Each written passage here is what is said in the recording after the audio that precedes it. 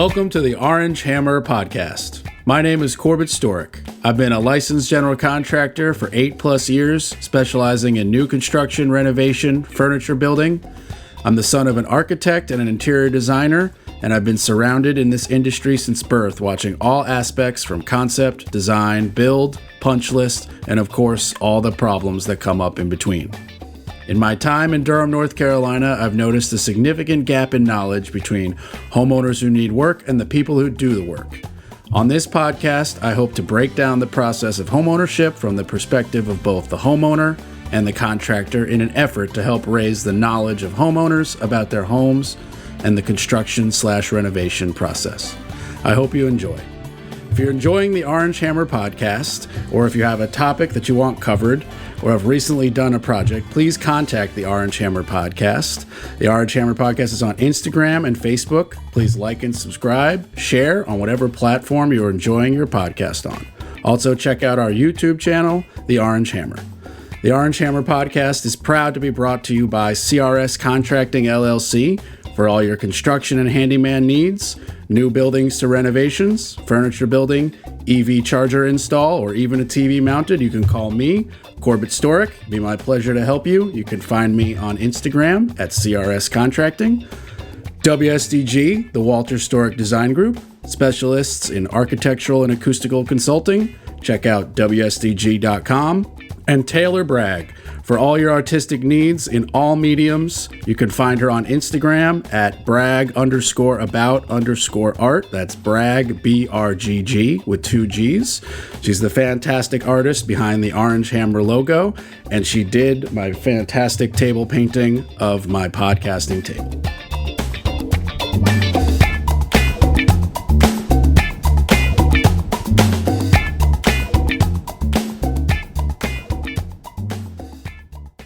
The Orange Hammer Podcast is proud to be brought to you by Stacy Sloan with Keller Williams Elite Realty, proudly serving the Durham and Triangle area for 25 years. Call Stacy at 919-972-1180. The Orange Hammer Podcast is proud to be brought to you by Rachel Z with Rachel Z Real Estate Team Realty. From the Triangle to the Triad, call Rachel Z at 919-323-6068. All right, welcome to the Orange Hammer Podcast. Today, my guest, Landon, is it Fernandez? That's right. Okay, making sure I got the pronunciation correct there. And we met at a BNI, and you claimed to be the handyman. But after a further discussion, you're just a contractor who stays below $30,000. Yeah, that's true for the most part. Honestly, I don't shy away from some larger projects than a lot of people would associate with, the title of handyman. But we also take on those projects as well. I mean, the really small stuff is a great source of business. It's how I sort of started originally. So I'm dedicated to kind of keeping that rolling. But like you said, yeah, we don't shy away from some larger projects as well. So, for those who don't know, which is probably most listeners, the financial cap for projects you can do before you need a licensed general contractor was $30,000, and then it just bumped up to $40,000. Yeah. And we were having lunch, and we jokingly were like, that didn't make the projects any bigger. That's just an inflation adjustment for how much more expensive all the raw materials are. Pretty much, yeah. I think shout out to the powers that be for looking out for the smaller guy there and sort of keeping us competitive with what we can do. So yeah, I was definitely appreciated getting that news, and a little bit of a tangent, but for those who don't know, this is a state-dependent kind of law, and North Carolina is actually, I think, pretty generous with, the contract cap that you can perform work without a license. It's $500 in California. Yeah. Oh, I thought it was even like zero. Yeah. Like if you want to be a handyman in California, you want to clean gutters, like you need a license. Yeah. So it can be pretty intense. I believe in Arizona, it's like 1,000. Anything over 1,000, you need to be a licensed general contractor. So that limits your options a lot. So I'm pretty fortunate that North Carolina is a lot more lenient with that, it definitely helps us out. And yeah, I mean, for just like a frame of reference, like I remember trying to price a fence in California, and with the $500 cap, I mean, I could maybe build them like one 8-foot section of fence with one post to another 8 foot away with fencing in between if I wanted to make any profit, or I just had to illegally do a bunch of stuff over that $500 limit. And literally the first time I tried to do that, it was an undercover sting operation. Wow. And I got, basically detained on site till they handed me tickets. Yikes, that's intense. Oh, dude, it was insane. I made the paper. Yeah. Wow. Yeah, it was so funny. Yeah. I took the day off from working for my GC boss and was like, hey, I'm going to go price this fence and hopefully get this side weekend gig. He was like, cool, let me know how it goes. And I texted him after. I was like, so I just got arrested. It was a sting operation. He was like, I don't believe you. I was like, dude, here's the tickets. It happened. Yeah, come get me, please. Yeah. No, luckily I was released and I could just drive away. But it was it was a full legit sting operation where some dude was like, yeah, I want you to see this fence. I want you to mirror it over there. And then I was like, cool. And I did my measurements, blah, blah. And I was like, I'll get you a number. Yeah. And he was like, before you leave, could you look at something in the kitchen?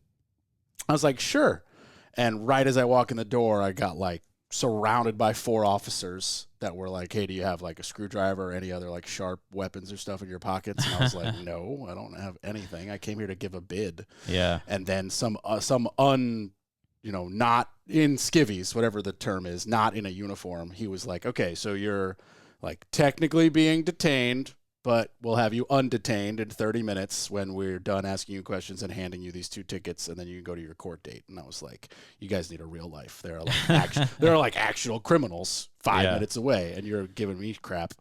So that wasn't that much fun. For sure. Well, it's interesting. It's it's definitely a point of kind of, I think, some contention and controversy around the legality of working. Because you would think, there's 2 sides to the coin. One is, of course, the consumer protection. You want to, especially for, home improvement, residential, commercial, contracting, construction, just the nature of the business. There's a lot of, monetary investment tied up into that because you're talking about a lot of material costs, a lot of, manpower needed for some of these projects. So that can drive up the cost as well. So, of course, I respect laws around consumer protection and all that. But on the flip side, you got to wonder sometimes if it might be going a little bit too far. And in situations like that where, putting up a fence, of course, there's rules and regulations and safety concerns, and all that should be taken seriously and followed. But at the end of the day, a lot of people, I think, have the wherewithal and the skills to do that type of thing. And they may not be able to legally because of the red tape that is sometimes put in their way. That happened to be all I was building for a year in California under this licensed guy. It was just him and me. We were just, one of us had the 6-foot chisel and the other one had the post hole digger, and we would just dig the roll of holes and set them right in the afternoon and come back the next day when they were dry and start running fence. That's all we did. We were really good at it. So I was definitely knew how to do it. But but that, you bring up an interesting point, because then that also, from a consumer perspective, you need to make sure that you're comparing apples to apples. Sure. Because I know I have, at least for me, I got a personal example of a repeat client who came back to me after completing the first job. Everyone was happy. 2 years later, they call me back and they're like, hey, I want you in that basement that you already did that work a couple years ago. I want you to rip up the carpet and put down tile. And I was like, okay, I don't need to come out. Send me the square footage. I'll get my tile guy to get, it's pretty straightforward. And then I give him the numbers. Tile guy needs his. I'm going to make a little profit, and, some taxes, whatever. And then they're going to buy their own tile. And I give him the number. And then, a week later, he's like, hey man, respectfully, I got a buddy who's going to do it for half. Right. And I was like, respectfully, you can't compare me and my subs who are bonded, licensed, insured, all of the above, and do this every day and Right. know the industry price and how we can make money and all this, that, and the third, to your buddy who's going to do it on the side. Yeah. Like, your buddy might do a flawless job for you, and it might be exactly what you need and exactly in your budget. But you need to know that I'm not overcharging you. Right. That's Well, you bring just- up a great point. That's Yeah. just what it should cost, and you're doing it off the books, under the table, whatever the term may be, by somebody who doesn't do this every day and probably isn't going to polish their cuts and isn't going to use a spacing system or a leveling system. And it's just like those are the differences. Yeah, absolutely. I mean, Yeah.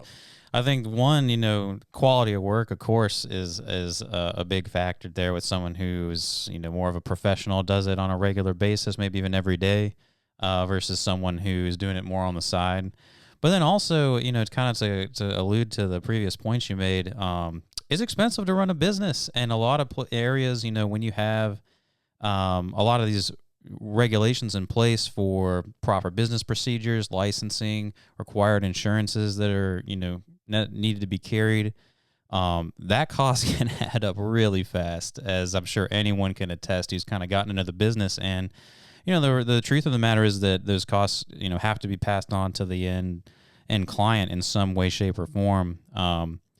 I don't think anybody works out of the goodness of their heart necessarily. We all got to make a living out here, and so yeah, you get what you pay for in a sense. And to have a professional crew, do the job, it's just going to cost more. But I think that it's important for everybody to keep in mind that, especially the consumer, especially the client, that when you go with a professional, you should have those safety nets kind of built in for you. If you go with a contract who's bonded, insured, has a track record, insurance recommendations, a legitimate business, that's peace of mind. Not only that the job's going to get done right the first time, but if something happens to go wrong, Yeah, you got recourse. you have recourse, because a lot of people think like, oh, I can always like sue somebody, get my money back, or take some kind of legal action. It's harder than it sounds. It is, and a lot of times, a lot of folks out there who might not be set up correctly, the money's just not there. And if something goes wrong, and they lose it, they run off with it, whatever. If they're not insured, if they don't have a bond, you can sue them all day long. But it's not like that money's in their bank account. It's not coming from any other source. You really just have no recourse at the end of the day. So I think, working with a professional is definitely, advised. And if people want to take the risk and have their friend do it or have a family member do it, of course, that's on them. But, it's definitely a consideration that needs to be made. Yeah, and I know I tell clients all the time to take the license number that I have been given to me by the state that's printed on my business card, and go look it up and see, like, hey, look, not only are there no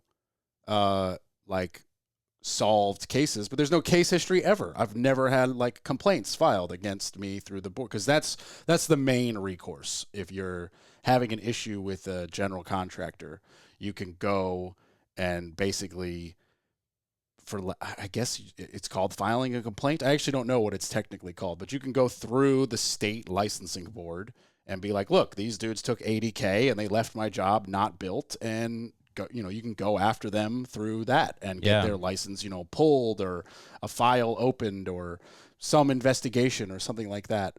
And then the other part that I don't think we mentioned, because you mentioned insurance and bond, but we didn't mention the lien. Oh, sure. Yeah, which, to be 100% honest, I don't fully understand it, but I know that when you're up above that $30,000 threshold, or now it's the $40,000 threshold, you have to get a lien, and it's like a $25 thing. You just randomly do it, liennc.com. You pick one of 10 random banks that it doesn't matter, and you get this piece of paper. And for me, it's never made sense, because I'm always like building a house that I already own that I'm going to keep and I'm going to rent out. Right. So I'm like, cool, I got a lien against myself just in case I don't pay myself. Like, it's never made sense for me. But do you have any more knowledge on how that works? Because I don't really know how that works. I just know at some point it's required, and it protects somebody from somebody. I think it protects the subcontractors, Right. to make sure they get paid. Yeah, I'll be honest up front. My knowledge around liens is fairly limited. Again, because we carry insurance and all types of stuff like that. But since we aren't operating over that $40,000 limit, rarely are we ever. I can't even think of one situation where we've been in a position that something like that's been necessary. But especially when you're getting into higher dollar projects, becomes really important. And yeah, I think my knowledge of a lien so far is specifically around a mechanics lien. Okay. And what I know about that is essentially, that it's a method of legal recourse to extract payment in the event that a responsible party is unable to make that payment. And like you said, I think a lot of it goes around protecting subcontractors, and there there they could get be paid at the end. Right, and there could be a situation where the general contractor goes out of business in the middle of the project, or is unable to pay for some other reason, or perhaps it's an issue with the clients. And from what I understand, a lien is set up so that it actually is a mechanism for certain parties to actually extract monetary value from the property itself, right? Yeah. So and I guess like when the property is sold, if there's a lien against it, then that gets the value of that first. lien needs to be paid before the I guess the buyer, the seller, exchanges their money. Because hypothetically, if you get a lien and you do the project and the project ends and everyone gets paid and the customer is happy, then the lien is it's over. There's no we're not dealing with it anymore. But this is really more like, okay, something happened and there's a dispute of some kind. Who's to blame is not determined, and the customer is not paying the plumber for whatever reason. And the plumber's like, whoa, I need $2,500 more because I did my job. And if they don't get paid, their recourse is to go through the lien. I think we're both kind of circling around the right understanding, but I don't 100% know. Well, I don't either, but the thing is, it's interesting because it's something that you hope you probably never need to use. Yes. No, but it's something that is definitely worth being educated on, and it's one of those things where as I continue to grow my business, I know that that's a source of knowledge I need to develop further. Because it is an important part of construction business. And some online permit portals will just kick back your permit and say failed if you don't have it. Like Raleigh, I don't even think it gets to an actual human before the AI sees you have a lien attached. And then if it doesn't, the AI will just kick it back and be like, nope, we're not even going to waste a human's hour of looking at this to fail it because it would fail because it's clearly like you're doing $80,000 of renovations. Clearly you needed a lien. Yeah. So you've never gone above the 40 used to be 30 and needed say the homeowner to get their own permit because you don't have a license? Well, that's interesting. I was going to bring up something like that as well. In rare instances we have done that, but I can count on one hand the number of times that I've personally been involved in a situation like that. And typically, it's not something that I like to push too hard. No, because it definitely has even though you do good work, it definitely has a weird, sketchy connotation of I'm not qualified to pull your permit. You should pull your own permit. What? I'm going to get somebody qualified to pull my permit. It's true, but for some people, I think it works out quite well because I think you've probably run into folks like this as well. But there are many owners out there who they want to get involved actually in the project, or they might want to have a little bit more control over the project, and that can be a little bit of a slippery slope for both parties because where does their responsibility end and yours begin and so forth. When in doubt, horrible idea. Yeah, absolutely. Yeah. But in rare instances, like I said, I've done it once or twice, and fortunately, it worked out quite well. The owner was very interested in the process. They had some experience. They wanted to kind of keep a little bit more of a involved hand in the project, and so that worked out super well. And a lot of times we can kind of connect them with other subcontractors they might need, such as a plumber, HVAC, electrical, so forth, and then they're sort of managing that. But it is again a little bit of a, I guess, a gray area. The rules around construction are definitely. So maybe you just didn't ask, or it didn't come up. Did they have to get a lien? Do you know? That's a great question. As far as I know, no. Okay. In both of the situations I'm thinking of, that was not required from them. But then again, it can also come down, I think, to the municipality, right? Like, where are you doing it? The rules around. Of course, there's the state rules. And then I could be incorrect, but I'm 95% sure that the lien part is a state law. So I don't know if municipalities matter. I think it's that once you hit a certain dollar amount in the state of North Carolina, you need a lien. Gotcha. I don't think it actually, well, I definitely or at least would a lien defer to release your form, knowledge because there. I've done a lot of lien release forms with clients where like the client is like, it's like, I don't need a lien. I'm not selling it. This is my own house. And I'm like, oh, we can do a lien release form. We just need a notary. Sure. It's like, if you live in this house, then things change. Yeah. So that may have also, maybe that was different. Right. Because then it's just a quick form. You need a notary stamp, you're good. And it's just like, because we've done that. I have done that for a few clients where normally it would be a lien, and I'm like, well, you're not selling this. And they're like, no, this is our home. I'm like, cool, sign this form. I'll get it to my notary real quick. Boom, boom. And we don't have to get you a lien, and just pay correctly. Yeah. Well, at the end of the day, all this stuff comes down to is, accountability and liability. You know, who's responsible for what. And I think that's the end goal of like a lot of the stuff we've been talking about up to this point, is to clearly define that, to have mechanisms of recourse in case, something bad does happen. And the reality is, though, I think by and large, the kind of the narrative of, general contracting or construction project gone wrong and everybody's out is kind of widely spread. And people are very on the lookout, and justifiably so, because there's certainly lots of those stories out there. But I still think, by and large, the vast majority of projects typically go off without too much of a hitch. Yeah, it's just not as sexy to talk about. Exactly. You've never been out at a bar with your friends and you eavesdrop on the table next to you, and you've never heard this conversation. Hey, Joe. Oh, hey, how's it going, Jane? Hey, how was that renovation project? Oh, it was perfect. It was under budget, on time. We had no complaints. All right. Great conversation. Cool. Let's talk about baseball. You've never heard that. You've always heard, oh, man, this happened, and he didn't show up, and then we had to call him, and then we had to chase him, and we had to do this, that, because that's a better story.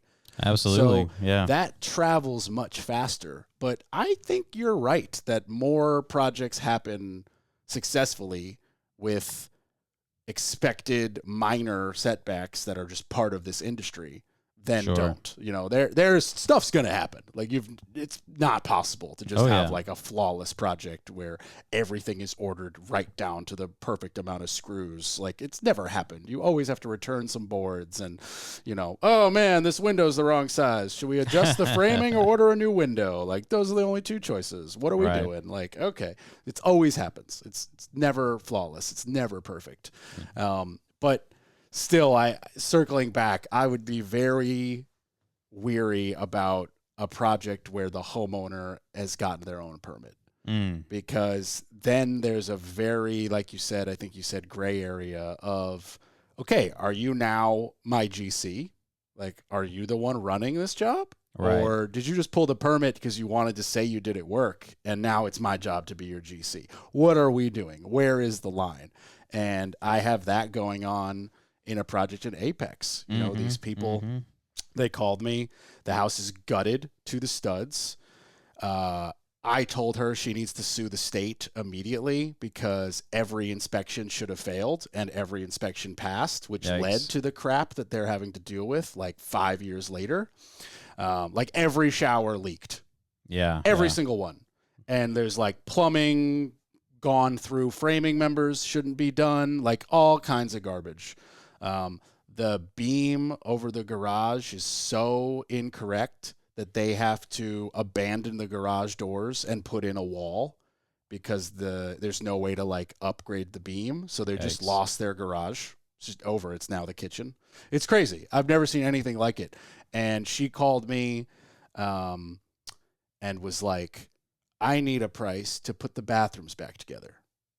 And I was like, okay, I've never heard it said like that, but what do you mean? Like vanities go in? She's like, yeah, we want the vanities in, and the mirrors hung, and the toilet paper holders, and then the showers. And I was like, whoa. Then the showers. Like, if you need the bathrooms put back together, the showers are done. Like, what level are you at in the process? And she was like, oh no, we need the pans. And I was like, you need the pan, so you don't have bathrooms to put back together. Like, we're at different levels. Like, I don't know I didn't know who she was. I thought she was the GC. She turns out she's the homeowner. She has no idea what she's talking about. And I was like, wait a minute. If you don't have pans, you haven't passed rough-in plumbing. Because for those who are listening, the pan is what you don't see in the shower. It's underneath the tile you're standing on. It's basically a waterproof bucket the size of your shower. Yep. And that has to be done, waterproofed, reinforced corners, only hole is for the drain, blocking around the edges, this, that, and the third, and it must be filled with water. And they all have to be filled with water and not leaking, and that's how you pass a plumbing inspection. So I was like so confused and very quickly was like, that's 6 months from now. You need a plumber. You need a plumber, you need pans, then you need tile, then you need insulation, then you need sheetrock. Then we could talk about where do your vanities go and how do we screw them to the wall. That's the easiest part. Two screws and a level and some shims. Like, this is very, very easy. And it just really opened my eyes to like how much people pretend they know.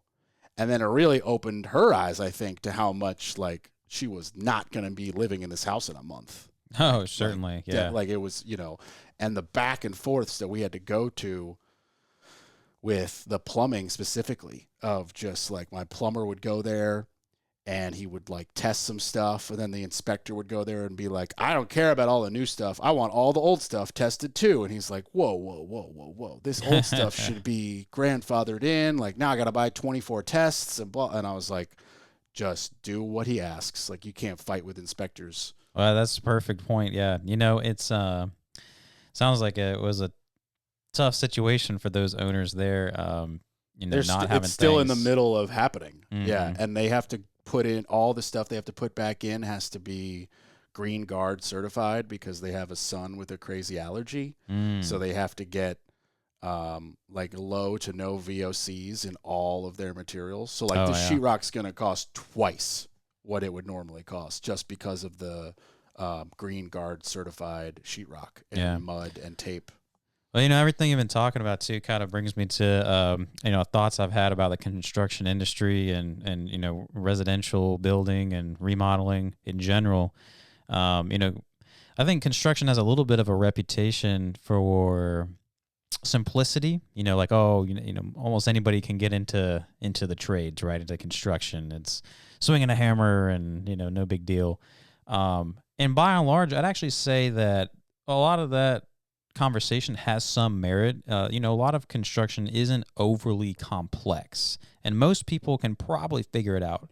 But the depth of knowledge, and I think we were talking about this a little bit at lunch the other day. You're right. Yeah. The depth of knowledge is absolutely enormous. I mean, when you're talking about taking a building, let's say from the ground up on a new job site, the amount of, points that you have to cross, the things you got to know to say, geological or geotechnical survey, testing the soil, foundation design, actually implementing the foundation, then you're building up, the framing of the building, making sure that your plumbing and electrical has been, roughed in and supplied correctly. And, that's before you even get to putting any, like the wall sheathing on, the siding, insulation, drywall. There's so much behind the walls of a home, so to speak.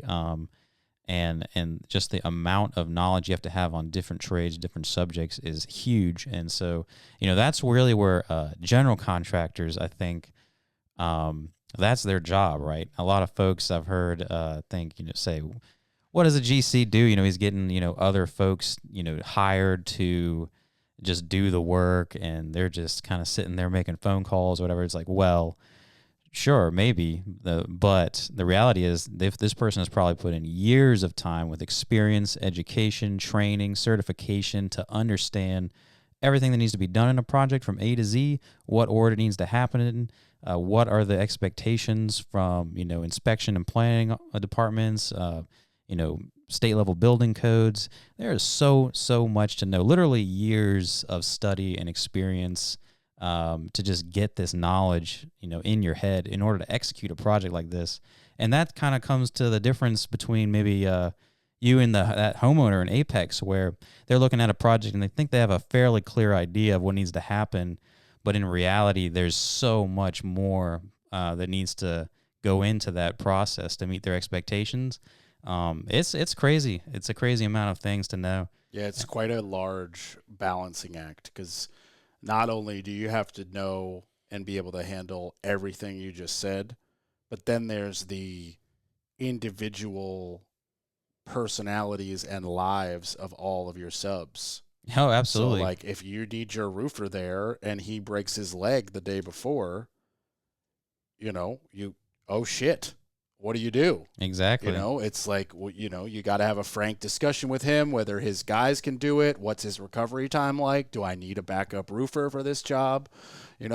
Or, and then there's getting everything ordered on a timely fashion to keep the job going. That's a huge factor. And the larger the project gets, the more complex that gets, right? Absolutely. You've got, and then it also depends on the materials being used, you don't have to think real hard about plastic vinyl siding. That's on the shelf everywhere. But like, if you want 10 foot by 4 foot hardy sheets with the metal, you got to pre-order that 6 weeks in advance. So you need to have that timed out, that it arrives when the sheathing is done, because otherwise you don't have siding on your house. You don't have a dry house. You can't go forth with electric.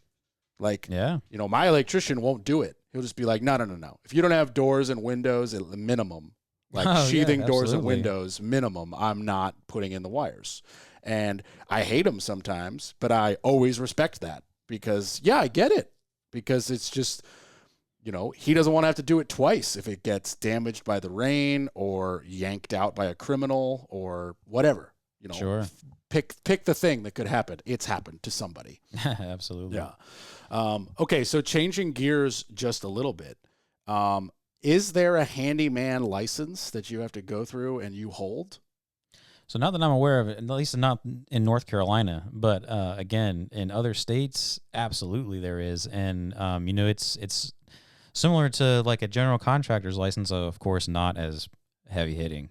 But yeah, there's absolutely handyman licenses in certain states where. Did you look into these other states, or are you from a different state?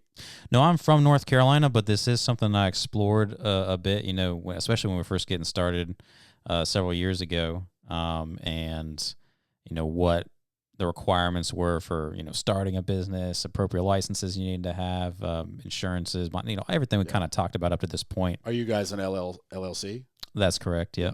Is it just you, or do you have other partners, owners? No, it's a single member LLC is how my company is set up. Identical. So. Yeah. That, and that's interesting too. Learning, I have no formal education or previous experience, before starting my own business in business. So it's very interesting actually, to kind of to see how all that works, the different types of businesses that you can set up, sole proprietorship, partnership, LLC, corporation, and all the different subsets of those. There's so many different. Yeah, I hired a lawyer to do this all for me, because he was able to not officially tell me like, you don't need this one, you need this one, but he was able to dumb down the 5 categories and be like, okay, this is for a corporation with a lot of people. Is that you? No. Okay, this is for small businesses that's run by one dude. That sounds like you. I was like, yeah, I want that one. Like, do that for me. That's interesting, because I formed my own company. I filed the paperwork with the Secretary of State, to form my own company. I think speaking with an attorney is a fantastic idea because there's a lot of additional paperwork and he did all of it for that me. you're going to want to set up. Yeah. But in actually to form a company, at least in our state, was shockingly easy to me. I mean, I created an LLC officially in 20 minutes. It's a very short form. You file it with the state and they approve it. Boom. You have now an officially recognized legal entity. And all you have to do is refile every year and pay them make sure you keep your fees paid up on time or something like that. It's not a lot of money. I know. Right. Yeah. No, but you are very much correct for listeners. If that is the minimum you care about just to get it off the ground, you don't even need the lawyer. No, absolutely. You can go online right now and, in the next 30 minutes, you can file the paperwork to start your company. Now, it takes a little bit of time to get it all approved.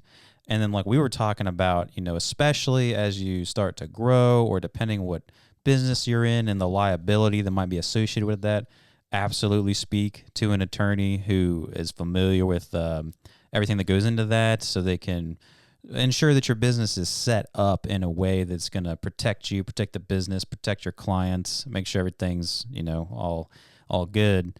But in terms of actually forming a company, shockingly easy. Yeah. I think 10, 11 years ago, there weren't those websites that will just do it for you. Sure. I think those have come in the last 5 to 8 years. So that wasn't 100% an option for me. I printed everything directly from the state of North Carolina website, and it was a lot of daunting paperwork. And my brother, who's very much smarter than me with this kind of stuff and also has his own company, I was like, hey, can you help me with it? He's like, sure, bring it over. And we start doing a whole bunch of it, and we probably get a good 70% of it. And then there's just too many questions. And he's just like, I just don't know. I just don't have the answer. And I was like, okay. I was like, how do I find the answer? And he was like, I would hire Derek, who's the lawyer. And shout out to Derek Robertson, big fan. Robinson? I think it's Robinson. Anyway, and out in Chapel Hill. And I was like, okay, that's what I'm going to do. And I think for not even $1,000, he filed the LLC. He made me articles of organization. He made me some other document that I'm forgetting the name of right now that is needed. A lot of it's kind of standard boilerplate, as we grow, a board of directors will be developed and this rule will apply and this rule will apply. And if you get a partner, this rule will apply. And it was just all of that future laid out question marks removed. Well, that is the huge value, I think, with, getting a professional and an attorney to kind of help you set it up. Because filing the articles of organization, which that is the documentation to just get the entity of the business to exist, super straightforward, super easy. There's a little bit of legalese, but not too crazy. But then, like you said, there's a lot of additional paperwork that highly recommend to get that set up sooner than later because, it affords legal protection. It affords, sort of a direction and a course of action for you to follow when making decisions in the future. That is all. It can be pretty difficult to tackle if you're not familiar with it, and getting a professional involved is super valuable. And I am like you, even sitting here now, not familiar with it, and very happy that I just got a very seasoned professional to just take care of it for me. He sent me a reasonable bill, and it's done. I don't have to think business. Yeah, I don't have to think about it ever again. Yeah. Okay, so you mentioned you're a little green in the industry. What were you doing before you started your own LLC? So I was working in construction. I've got a bit of an interesting background, I suppose. I actually have a bachelor's degree in aerospace engineering from NC State. And, the thing was, I never really applied my degree after college. I was one of those people that didn't really have a clear-cut plan coming into higher education, and I never developed one as I was going through it. And I had a pretty positive experience and learned a ton while I was there.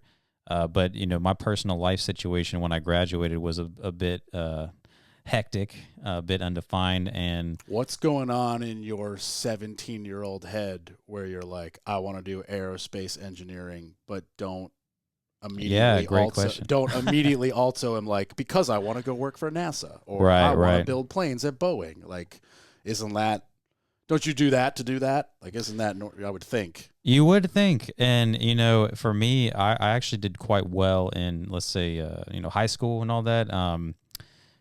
It came to me fairly intuitively, maybe I should say. Like, you got good grades, you mean? And stuff Right, like that? right. Like, And school wasn't that hard. sure, Cool. yeah. And I especially had interest and was successful in, you know, math and science fields. So that kind of actually led me to be interested in engineering, because I wanted a degree, or I wanted to go into something that utilized that kind of skill set, I suppose, or education, but was also practical to affecting real world application. Because so essentially not research is what I was saying. Yeah, research. So I got into engineering there, and you know, essentially the way that it worked is you get into college at NC State for the first year. If you're in a pre-engineering type program where you're just taking a lot of general math and science courses, sort of get you up to speed, a lot of base level skill, you know, and then after that you can specialize in a specific degree. Why did I pick aerospace? Well, it sounded interesting at the time. It looked challenging. I did have some inclination that I wanted to work for, say, like NASA or SpaceX after graduating. But is SpaceX around at this point? Oh, it was at that point. So I'm 27. Okay, so I this was forget not you're a too little long younger. ago. Yeah, for me. yeah. God, fair enough. I'm like, SpaceX is brand new. Yeah, so I graduated, you know, 5 years ago, and they were definitely doing their thing. They hadn't accomplished as much as they have now, but you know, they were still a huge name. You could be running a whole division in Austin, man. Perhaps. But you know, that was not to be. I really didn't. You know, that was about as far as my planning went. You know, it sounded cool. Work at NASA, work at SpaceX. Kind of had some ideas of maybe more specifically what I'd want to do, but it didn't really get too far beyond that in my head. And most of my effort was just getting through, you know, classes, courses, navigating, you know, just college in general. So when I graduated, I just didn't have a lot of, I hadn't really prepared to take the next step immediately. So it was very difficult to then maybe break into one of those companies. I was kind of starting from the ground up, and shout out to anybody who's in college right now. Plan on what you're going to do after you graduate, before you graduate. That's the tip of the day right there. I mean, I would at least think about it. Absolutely. I had no ideas either. I went to a liberal arts school and got a business degree, which is already kind of a setup for a terrible joke. But it is in fact the life I'm living. And then I moved to California just to get away from my parents. Sure. I lived in New York. I'm from New York. So I was like, what's the furthest I can get but stay in the country and not be able to drive home for holidays or whatever. So I flew out to I drove out to California. And then I ended up swinging a hammer because I was really good at that, and, you know, grew up always with a wood shop and construction all around me, architecture all around me. Yeah. That's what my parents, architects, designers. And I literally needed a job. There was just no jobs. I couldn't even get a job at like Whole Foods. You know, I just couldn't get a gig. And my sister, living in San Francisco or just outside, whatever, dating some guy, and that guy has a cousin who lives in the neighboring town that I'm in. And he's like, I work in that town all the time. I'll hire the kid. Yeah. And literally, as my dad jokingly says it, you were the fourth man on a 3-man crew, which is just like, you're there as a favor and you're going to do all the grunt work. You're going to shag all the boards from where they get dropped off to where they're needed. You're going to roll up the extension cords at the end of the day. You're going to sweep up. You're going to do all the garbage work.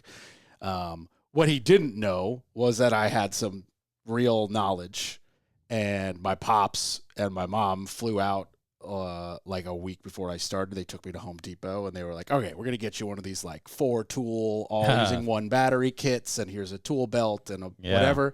And I was like, okay, sweet. And so I showed up. He was like, I got to hire this grunt worker as a favor. And I show up with like real tools and knowledge. And I quickly went from $15 an hour to $25 an hour, like, week. He was like, okay, you're a real worker. Let's get some shit done. Yeah. That's great. Yeah, no, it was great, but it was, like I had to the point of advice you just gave listeners. I had no idea what I was going to do after school. I got to the third interview of managing a nursing home. I don't know anything about managing a nursing home. I don't know anything about nursing homes. All I saw was the salary. It was on like, monster.com, that job, whatever, or LinkedIn maybe. I don't even remember. And at the third interview, I think he mentioned something like, yeah, you just got to jump in if somebody's sick. And I was like, what does that mean? He's like, well, if this person's not here, you got to pick up the slack. And I was like, I'm not cleaning bedpans. Like, I'm just not doing it. So if I ever am in a situation where I have to do that, I won't. And if you're telling me that's a possibility, right, I'm not taking this job. Like, it was that simple. I was like, we're good. I don't need to. I'll hang the suit back up. But for some reason, I thought that I had a misconceived vision of what success in life looked like. In my head, success was you just went to college, get a job where you wear a suit, where you go to an office, be the guy in charge, make X amount or more. And this fit all of those things. Right. But I also realized just from the interview process that I would have been the most miserable person ever. I understand. And I was like, I can't do this. Yeah. And I can't do it. I think I've worn a suit since then, like twice to weddings. There you go. I just can't do it. It's just a different mindset. Yeah. Well, I've got input on that too, because, that was another factor, I think, for me at the time of graduating and then looking for professional employment. Something that sort of turned me off while I was in school was the kind of, I guess, the social expectation and environment of upper academia. And, that is, I think, closely associated with some more corporate culture as well. I would agree heavily on that statement. Yeah.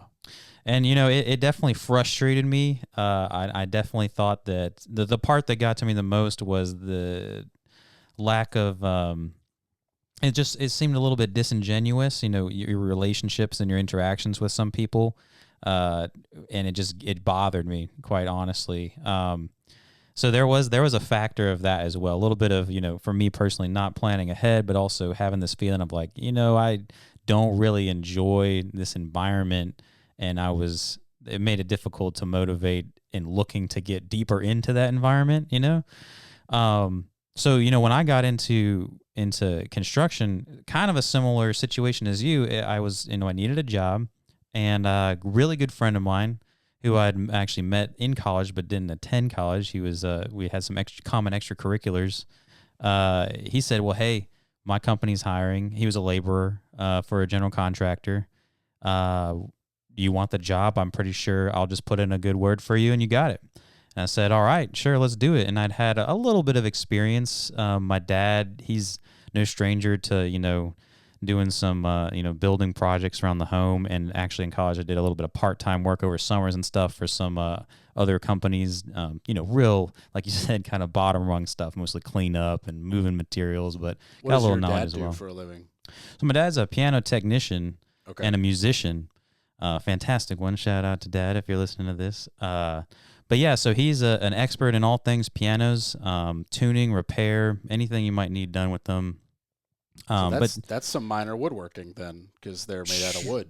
Sure, absolutely, right? Yeah. And he definitely is knowledgeable in that area as well. And then, but the whole piano is really a whole mechanism, a machine of itself, and it's something that I don't have a lot of knowledge in personally, but it's a complex instrument, and with the way it's built and all the strings and the action and the keys and everything in there, you gotta know what you're doing. It's a trade in of itself. Yeah, and it's not construction related, but it's certainly another skilled trade. Pianos are kind of like works of art without the music, even. Sure, yeah.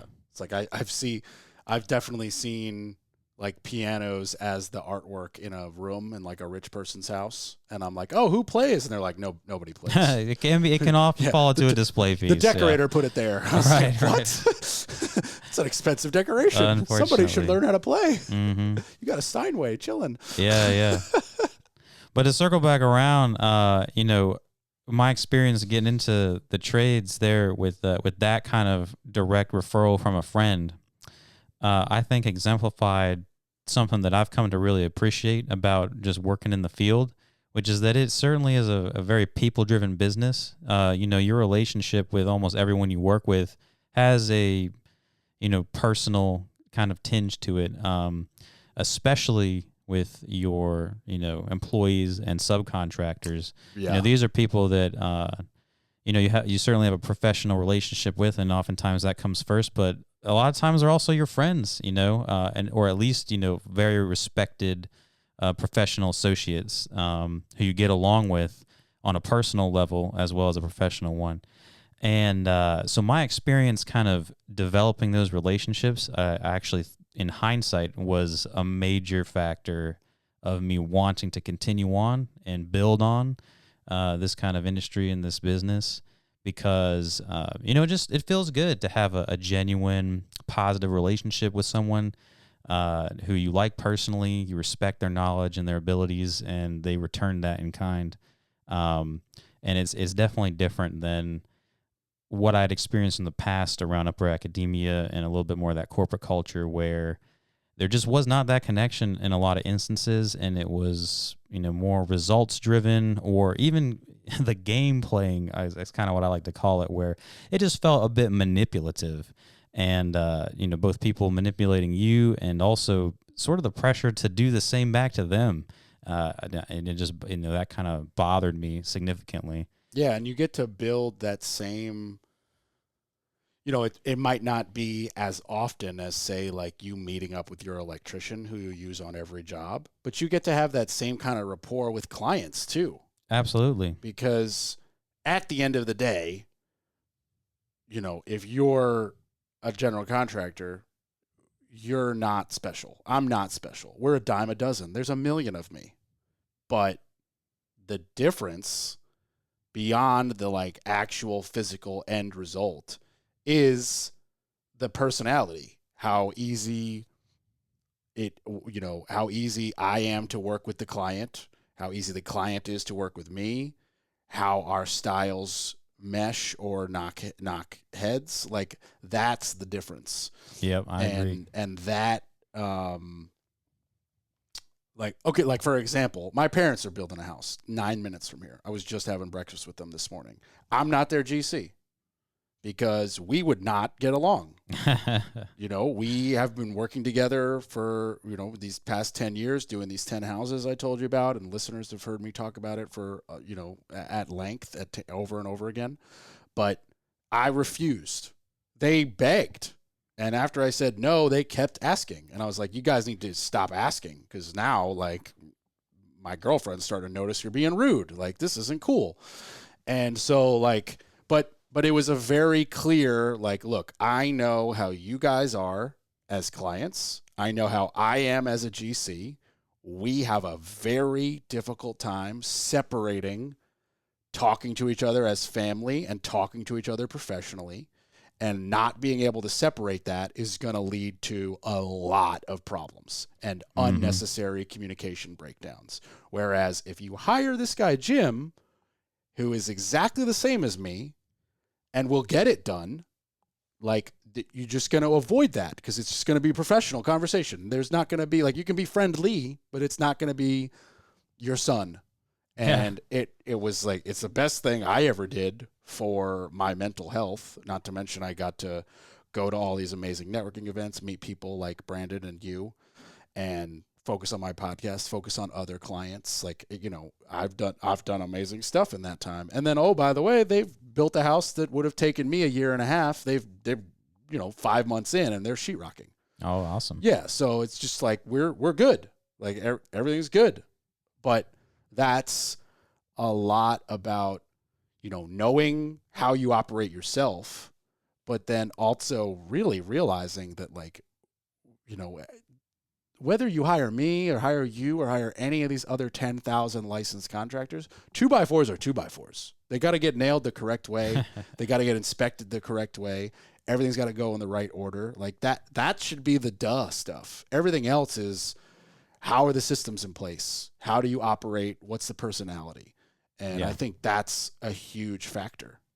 I think you're exactly correct, because, you know, once you cross the bar of, you know, skill, I guess, like professionally done work, professional quality, then it is all about personality and interaction. So, you know, assuming that you are working with someone who is vetted, experienced, knowledgeable, has the appropriate resources and connections to do the job. You know, it is all about how well do you click with this person on a personal level, and that makes a massive difference, especially the larger the project gets, because the longer you're going to be working with this individual, I think the more critical it is that you aren't having a grading relationship of personalities or expectations or communication methods. Yeah, absolutely. That becomes critical. So you're absolutely right. I think a great example in my life, and I don't know 100% all the types of jobs that you're doing, but for me, the best example I can use is HVAC. Because like at the end of the day, HVAC is ductwork, maybe one or two electrical wires, and a big ass unit. And like HVAC people don't build units, they buy them from a manufacturer. So it's like, okay, we're using one of 3 brands. They're all more or less the same. They all come with the same warranties from the companies. You know, Trane is up there as one of the bigger companies. I think it's TRANE. I forget the other 2 at the moment. I think Mitsubishi's another one. But anyway, there aren't that many. And most of those giant conglomerates have similar products, similar standards, similar warranties. So when you hire an HVAC person, what are you really hiring them to do? To run ductwork, to handle permits, to be very good at communication. But I don't care how they build the unit. They don't build the unit. You know, right. it's a different, like it's a much simpler situation in terms of the physical work I need versus I need your office to be on it. I need your communication to be tight. I need you to show up when you say you're going to show up. I need to make sure that like you're running the copper line inside the wall where I tell you to run it, not to the left. Like, you know, those it just is a great example of where everything but the product is almost more important. Sure. Yeah, no, I see what you're saying. And yeah, you know, I agree in general. There are a lot of instances where, you know, assuming that you have someone who's competent in their trade, the end result is kind of cookie cutter. You know, it's sort of like predetermined. There's one way to do it. Can you do it or not? You know, the biggest conversation I have with the HVAC guy is like, where are we going to put the air return? Do you want it over here on this wall, over here on this wall, or are we putting it in the ceiling? Do we want the equipment in the attic or the crawl space? Like that's basically the only 2 conversations. Yeah. I mean, it is good too. I mean, you know, I've never been on a project that would, you know, be of this level, but, you know, I think it's certain instances too, you know, there's some aspects where the design specifically for HVAC becomes important just from an efficiency standpoint. And yes, there's like, the code and, you know, the sort of the bare minimum guidelines and stuff, but then you have, you know, there's obviously going to be a lot more to it, that, you know, you can learn from education and experience to really make that system perform optimally. And so, of course, there's some difference in your contractors and that. But by and large, I do agree with what you're saying, that there are a lot of instances, and that's a great example you gave, where you're really, you have, you know, an end result, and there's a bunch of guys that can get you there. Who's going to get you there with the best experience? Yeah, and that's really headaches. what you're looking for. Yeah. And I've used this example a few times. Well, first, I'll get into the example in a second, but I want to ask you, do you have an opinion on air coming out of the floor vent or air coming out of the ceiling vent? Do you have a preference? Not backed up by any substantial scientific observation. Oh, I don't need but science. Yeah. I just want your thoughts. My personal preference is actually from the floor, and this is purely based on anecdotal experiences. But in places I've actually lived, where the supplies have been provided through the ceiling, they just don't seem to work as well. There seems to be I just know it just doesn't seem to perform quite as well as homes with duct work, where the supplies are coming through the floor. And I'm sure an HVAC guy could tell me a million different reasons of why it doesn't make a difference or why I'm wrong. But just anecdotally, I'd say I guess I prefer it coming from the floor. Interesting.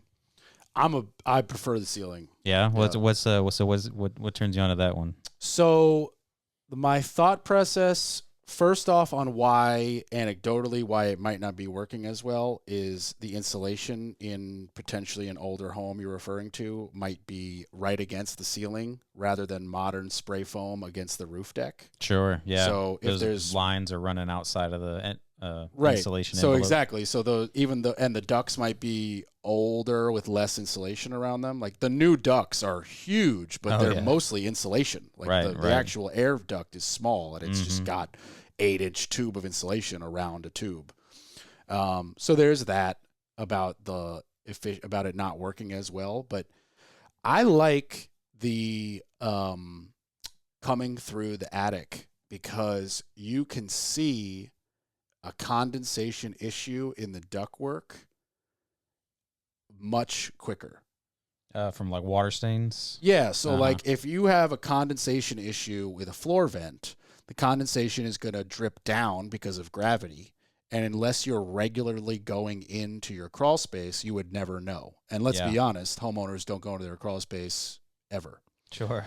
So if you if you have the air vent in the ceiling blowing the air down, the second there's any unnecessary condensation and moisture, you're going to get a very nice water mark on your sheetrock. And you're going to look up and notice that very quickly. And it's very then super easy to call your HVAC company out to check and fix. And then if it's not that much damage, a little bit of paint or cut out the drywall and replace the drywall. But you got it done before whatever could happen in the crawl space from all that moisture drip. Because if you could have that moisture dripping down into the crawl space, rotting out floor members, rotting out subfloor, just creating unnecessary moisture in the crawl space, destroying insulation. Whereas if you see it in the ceiling, oh crap, that wasn't there yesterday, it's here today, let's fix it now. Yeah. So that's pretty much my entire mindset is what's the easiest to notice the problem and then therefore fix it. Well, that's a great approach, actually, because, I can't tell you how much rot repair, we do. And the thing is, oftentimes the worst instances of that are from examples like you just gave, where you have a relatively small problem that goes unnoticed for a very long period of time. And, that is, I think, the most insidious type of situation when it comes to water damage and rot, because you only notice it when you step through your subfloor or, something serious starts to happen. And then you pull back the outer layer and realize, wow, this issue is extremely widespread. And I had no idea because there's no visible sign. So I can definitely respect that approach. And it's that's another example of kind of what we were talking about at the beginning of the episode, which is experience and knowledge of a construction professional and how much there is to know. Perfect example right there. You only really, does it matter functionally where the ducts go? No, maybe not as much, but then there's a detail there. Yeah, I've had David Clark from Mainer, and I'll shout him out every episode. He's incredible. In fact, when he changed companies, I went with him because I was like, I want to stick with you, dude. You make my life easier. And as we mentioned before, you're selling the same products. So, if you're going to continue to make my life easier and communicate nicely, I'm with you, dude. And I've had him on, and he's like, no, you can have it pumping out from the top, pumping up from the bottom. It doesn't matter. Either way, you need conditioned air from somewhere. You got to vent it out from some direction, and you can go either direction. He did mention that I believe Florida is much bigger on putting stuff in the attic because of flood just floods happening. Well, you're going to have instances of like that all the time, but like I was saying, just also access to the unit. Oh, it does have to be serviced once in a while, and if it's in an attic, that could arguably be easier to access than crawling in the physical crawl space. Right. I'm designing a house right now that's going to have neither, and I'm building a utility room bigger than this whole studio because I just want everything to be at my eye level, super convenient, with a door to the outside that I'll put a little keypad on so like subs could just go in there and deal with it and not even have to go into the rest of my house. Yeah. And just be like, cool, awesome. I don't have to think about this because I'm doing slab on grade with no attic. Okay. So like it's going to have to be, you got to put it somewhere. All right. Yeah.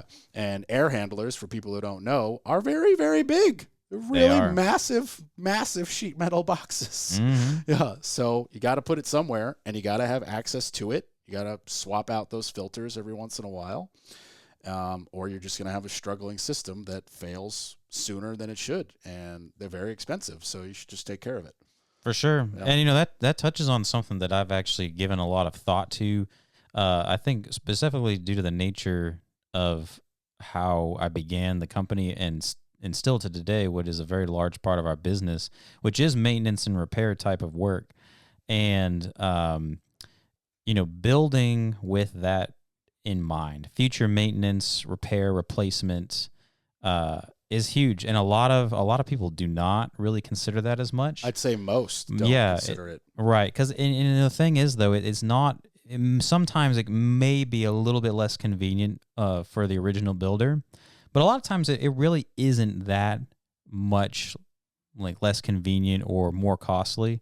And it really comes down to just kind of taking the extra time to think forward about the design and about the future use of the building, about what could go wrong, how is it going to be addressed. Yeah. That's also the difference between I'm building a home to sell and I don't care who buys it versus I got hired by John and Jane Doe and I'm building their house for them. Sure. Like that there to me in lies the difference, because if I'm just building track homes, I don't give a crap.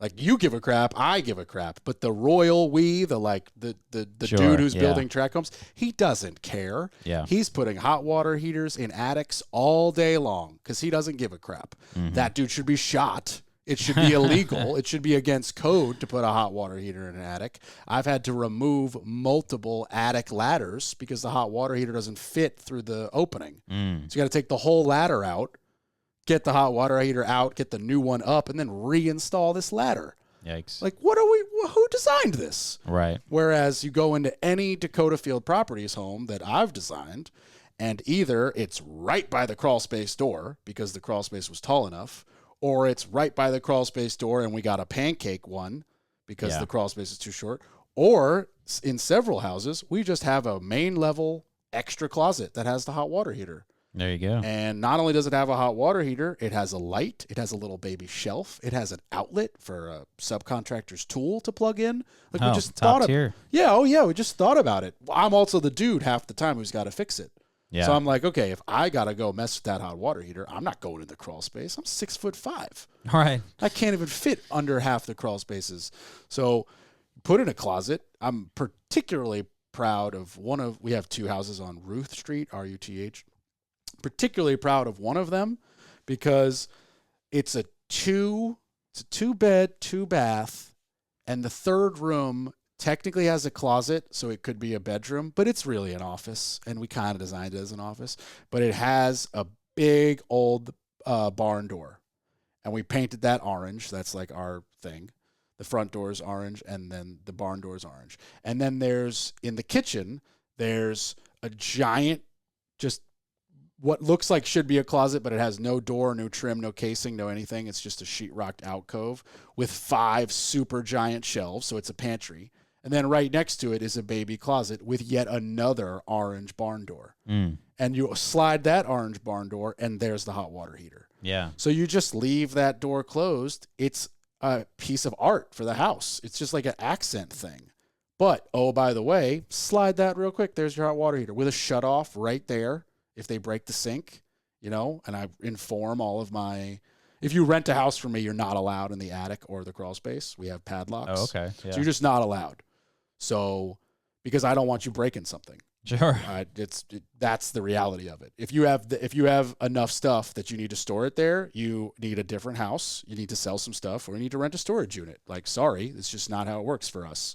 And so we have padlocks on the crawl space, but there's a key in the lockbox with a code for any subcontractor. And you're just not allowed in the attic. It's in the lease. And some of them we don't even put ladders. Some we just put a scuttle hole, so like you can't even get there. But even the ones with ladders, we're like, you're just not allowed up there. If I come here to fix something and you got a box of Christmas shit up there, problem. Like, don't do it.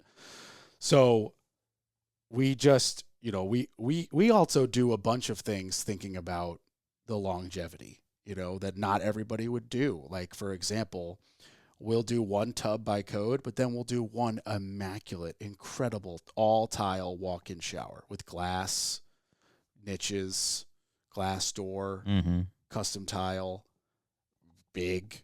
And that is not helping our rent at all, because the rent is square footage. At a certain point, nobody cares. But when we resell the house in 10 years, that's going to be incredible. Right. Or real granite or quartz, just real stone countertops, real stone and tile backsplash instead of Formica.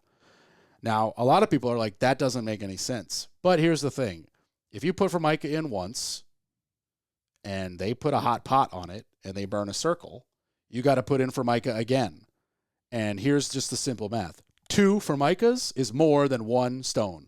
Okay, yeah. It's just that simple. So if I've got to replace it even one time over a 10-year period, whereas that stone will hold up against all your hot pots, it just won't leave a mark. So to me, it's a no-brainer. We put it in once, costs a little bit more upfront. 10 years from now, it'll be just as flawless as it was, ready for resale. That's a really interesting point, and it actually gets me thinking. The couple things I wanted to bring up. One was,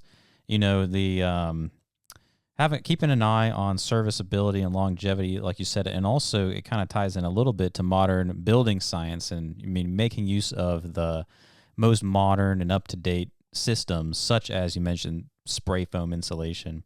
Makes a huge difference, I think, in both the quality of the product, the home, now, but also for its entire lifespan. And the reason I think I'm a very firm believer in that is, as I'm sure you can attest from your own experience, setting people up to succeed or to be in a positive and comfortable and easy work environment helps so much with achieving a top tier quality end result. I think, if you can make someone's job easy, where they don't have to deal with uncomfortable, circumstances, or having to do extra work that they feel they shouldn't need to in order to accomplish what they're there to do, that leaves them so much more room, and I think mental and emotional, ability to just focus on doing what their job to the best of their ability. And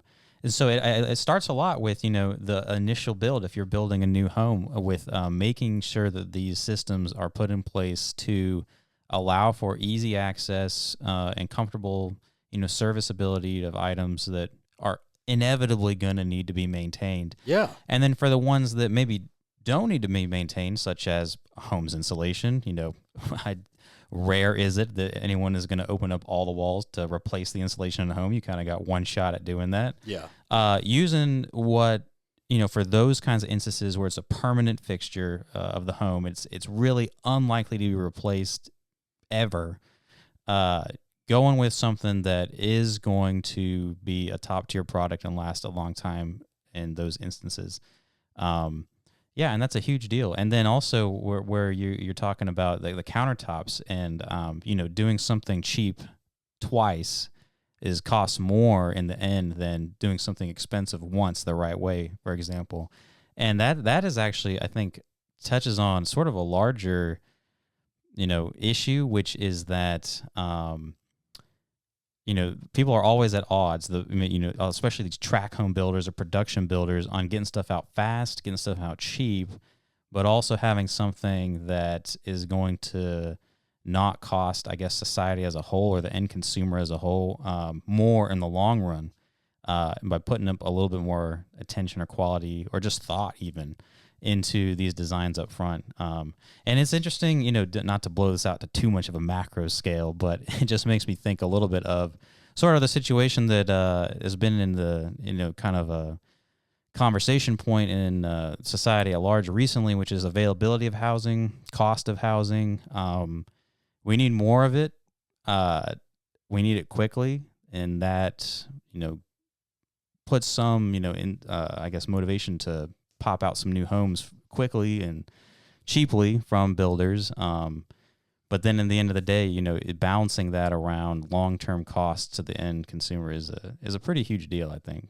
Yeah, the corners that I see being cut in the speedy track home construction where it's like a whole development, like that intro to the show Weeds, where it's like little boxes on the hilltop. Oh yeah.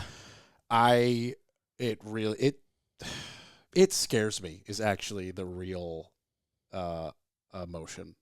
Like first it was anger, but now it's just fear because I talk to homeowners. I started the show to educate homeowners, and I don't know one homeowner who's going to be able to catch the things that I or you could catch. And I definitely don't know a homeowner who's going to be able to like figure it out 5 years later when the corner that was cut is now coming back to bite them in the ass. And it's just at the end of the day, it's just going to cost them time and money, and it should never have. Right. Yeah. And some of the corners are not even malicious. You know, to be frank, some of the corners are just like, okay, if you're trying to do it that fast, you're going to skip some stuff when you're framing. Like it, you know, I'm sure some of it might be malicious. I'm confident it's much lower than I think, because I think you touched on it earlier that at the end of the day, more people are trying to get the job done correctly than not. Yeah. There are definitely some scums out there, and I have recommended to a few people, you need a lawyer. Like, you gave that dude $60,000, he did nothing, and he showed you a fake permit. That's a scam. Like, that dude, you got to sue. But good luck finding him. All right. Yeah. Which I guess is the whole thing about needing liens and, you know, all of that consumer protection that you and I, who are doing the work, find to be a little annoying. At the end of the day, it's for the consumer who hired the wrong guy, because we're not going to be those people. We have, you know, at least a small amount of integrity. so we don't have to like worry about that as much, but still it is, it's definitely out there, and it makes me, you know, afraid and scared for the customers who are going to buy that house. You know, I've said it before, it's the most important thing you're going to buy. Yeah. It's the most expensive thing you're going to buy. And for the most part, the homeowners buying it, they don't know anything about their home. They have no idea how to flush a water heater. They have no idea how to replace an outlet with a USB outlet. They have no idea that the tile is glued to a waterproof membrane and both of those things are over a lip of a tub that you can't see. You know, they just don't know. And to me, it's shocking that they don't know. To you, it's probably shocking that they don't know. But at the end of the day, they don't know. And we have to be the ones to go in there with some semblance of integrity and knowledge and be like, this is what it's actually going to take. This is what it's actually going to cost. Oh, by the way, there's 25% of it could cost way more because I don't know what it's going to look like till I open the wall. You know, like with that minor leak situation where you said you've replaced a bunch of rotted stuff. You know, man, you never know. Yeah, client 5 doors up. I told them over a year ago, get a ladder, get a tube of silicone, patch that hole in your siding. I don't care if it looks ugly, just water's getting in there. Because when you go to replace that window, you don't want to rip off 40 courses of siding from the second story window all the way down to find out that the whole wall is rotted and you need to replace several sheets of sheathing and then siding. Like this is not good. They didn't do it. They hired me to do these 7 windows a couple months ago. We ripped everything apart. Everything was fine. So that was like, whew. Yeah. But it could just as easily have been, okay, we need 40 more pieces of siding, 8 pieces of sheathing, your insulation is black, like that's not unheard of. Oh, absolutely. I mean, I encounter it all the time. That leads me into a great question. What's your, what do you guys do for the most part? Like, I know you're classified as a handyman, but as far as I'm concerned, you're doing the same kind of work I'm doing. You're just capping yourself because of the license. So if it was a small shed, you could frame it as long as we're not putting gold leaf on the toilet. So what primarily, what kind of calls are you getting? Yeah, well, I think, there's kind of two sort of types of business that we focus on, and one of them is more handyman related stuff. That's a huge part of our business. It's how I got started. And, I have no plans on pulling back on that. I like doing it. And so those type of calls are a lot of things we talked about actually already in the course of our discussion here, such as cutting out, stained ceiling drywall from a leak, replacing it, finishing it, painting it, fascia repair that's been rotted. If there's some kind of exterior signs of rot to the home, we can go in and, remove that fascia, analyze the subfascia, see if we got to do any work with that, repair it, really all types of projects like that, just general home repair and maintenance. We do a ton of that stuff, siding repair, replacement. Do you do any interior, I'd classify it handyman, but upgrades, I don't know, putting new handles on a kitchen counter or new handles on kitchen cabinets, or mounting a TV, or, running an electric outlet behind a mounted TV, stuff like that?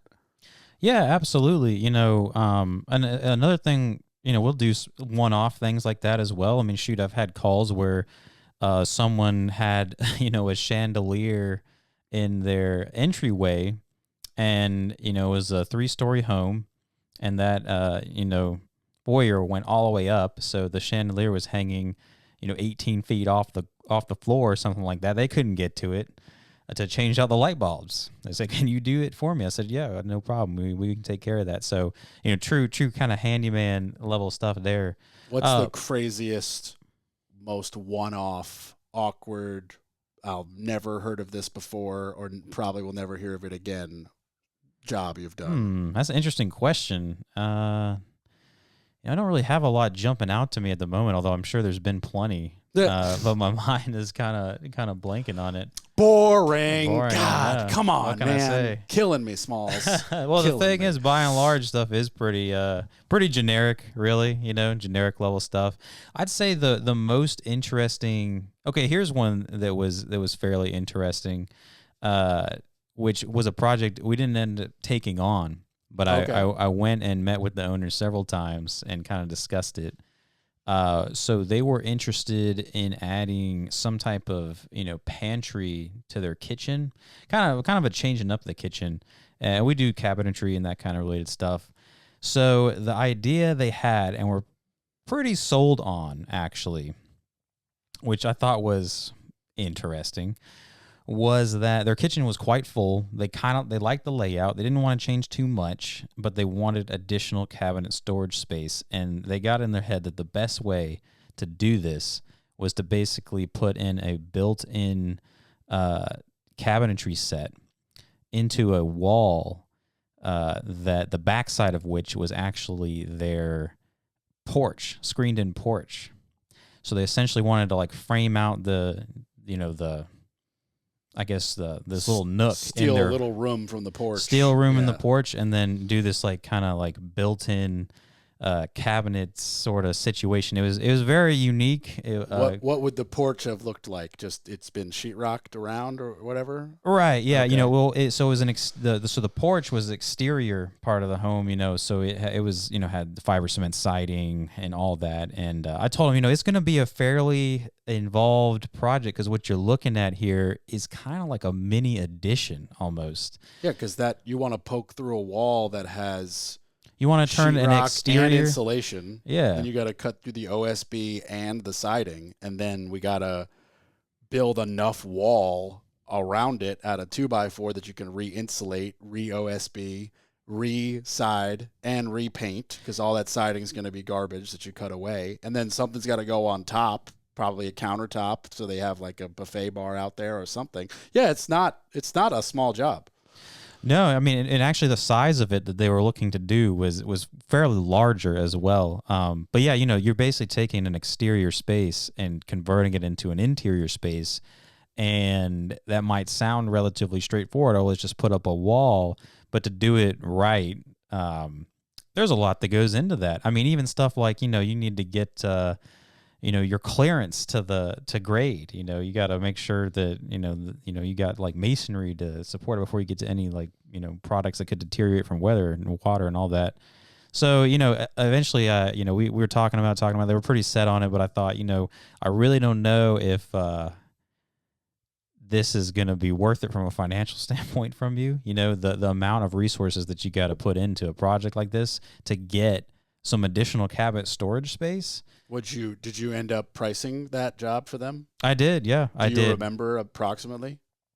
It was fairly large, and it was about it was a while back, but it was over 10,000. Okay. It was like 12, 13,000, something like that. And did they not do it, or did you say no to the job? I was hesitant to do it. And I told them, that was a very preliminary kind of estimate and quote. And I told them, we're going to need to talk a lot more about this and really iron out a plan. Mm-hmm. And, we're going to need to see exactly what you're going to be getting out of this so you can understand, where your money's going and what you're going to end up with. But already I think that was beyond sort of what they were anticipating. Because like I said, to a lot of times there, as you alluded to in the past, on the surface, it doesn't seem like the big a deal. Oh, we just need some new cabinets and we just got to build a little place to like sort of house them and job's done. But actually you're talking about some very significant changes to the structure, and that takes a lot of time, resources. Another thing too, for even a small project like that, you're talking about a lot of inspections. You do it under a permit. Mm-hmm. You got to basically go through, you got to run the whole gauntlet of inspections. Not to mention, it's an exterior wall, so there's a 98% chance it's a load-bearing wall. Yeah, exactly. So you're basically the width of all those cabinets, you got to put in a header as if it's a window. Yep. So the height of that cabinet, you got to go a lot higher to get, most likely a double 2x10. So it adds up real quick. Super quickly, yeah. And a lot of times, we do get a fair amount of requests for sort of off the wall stuff like that, where it's not necessarily crazy, but it's definitely unconventional. Yeah. And generally we are pretty willing to do it and work with the client to get what they want. But a lot of times those types of projects are going to be more than one might expect because you're operating outside of sort of the conventional building process. And because of that, you're going to need to make exceptions and modifications that you wouldn't normally need to do, to get it done. Also in home renovation, very, very different than new construction. In new construction, you don't have a demolition cost. Right. Doesn't exist. We're not doing any, at worst and at most, you are clearing the land. And if you're demoing something, it's because somebody really screwed up and they should be demoing it for free. But when you're doing any sort of renovation, there's an entire demolition process. And then there's also, okay, I am demoing and planning, assuming that it's built a certain way. We're using the modern code that everybody is using, like 16 on center, for example, for studs. But I've broken into 115-year-old houses where the studs have no spacing that is the same. And the studs are true 2x4s, not 3.5 by 2.5. Right. And then what do you do in that situation to replace it, right? 2x4s and furring strips. It's very annoying. Yeah. But I've had to do that a lot. And so you have to also relay that to a client and be like, look, this is a best guess. This is not, you need a brand new shed out back and it's a clear flat thing. I could tell you what that's going to cost almost to the T. Right. But when it comes to ripping into your home And in your case, ripping off an exterior side of your home, I don't know what it looks like in there. So if I rip it open and there's a plumbing stack in the way, either you're paying me to put it all back and sorry, or we got to add the plumber coming in here to now relocate that stack and get a plumbing permit and get a plumbing inspection. And it, there's not a lot of ways to know what you don't know. They don't really make handheld wall x-rays that are super easy and cheap for us to just whip out on our phone, like one day soon, I hope. Oh yeah. It would be amazing if we could just take that LiDAR tech and be like, boop, there's nothing there. We're good. Boop, there's a plumbing stack. We can't do it. That would be amazing, but it's not the world we live in. So that can be confusing for the average homeowner to comprehend. Like, what do you mean you don't know? It could be $8,000. It could be $15,000. What? That's too big. Well, no, it's not. That's me telling you that's the worst case scenario, and I'd hate to get there. 8's what I would really prefer to do it for, because that's what I think I can do it for. But I'm not going to lose my shirt on how your house is built if we get to question marks we didn't know about beforehand. Absolutely. And that's another good point. To kind of tie into an earlier conversation around protections for the owner and the end client. But there are also a lot of, considerations to protect yourself as the contractor, because just like you said, it is super easy, especially in a remodel or repair/maintenance kind of scenario, to get into a project that just blows up way beyond the original scope that was sort of planned for. And that can be a dicey prospect, and you got to take steps to protect yourself against it, like giving, a range or having some sort of recourse, to protect yourself in the end, because people aren't very understanding, like you said, about that sort of unreliability of knowledge. Why don't you know? Why didn't you anticipate that this was there? Well, what can I say? I can't see it. There's no plan of where this is. There's no exterior indication that this is what the situation is like. And it really is, you just got to sort of take it off and see. And it can be a dicey situation you get into where, you've done a lot of work already to get to this point, and then realize that you've reached a roadblock where you really just can't realistically continue operating under the original scope of work and agreement, and you got to make revisions. Yeah, you probably come into that more than I do, because you're doing a lot of exterior rot repair, and it's like, okay, we see this part that's rotted, so I'm going to assume that's what you want fixed. But then you pull it off, and you're like, oh man, I could see the rot going way behind.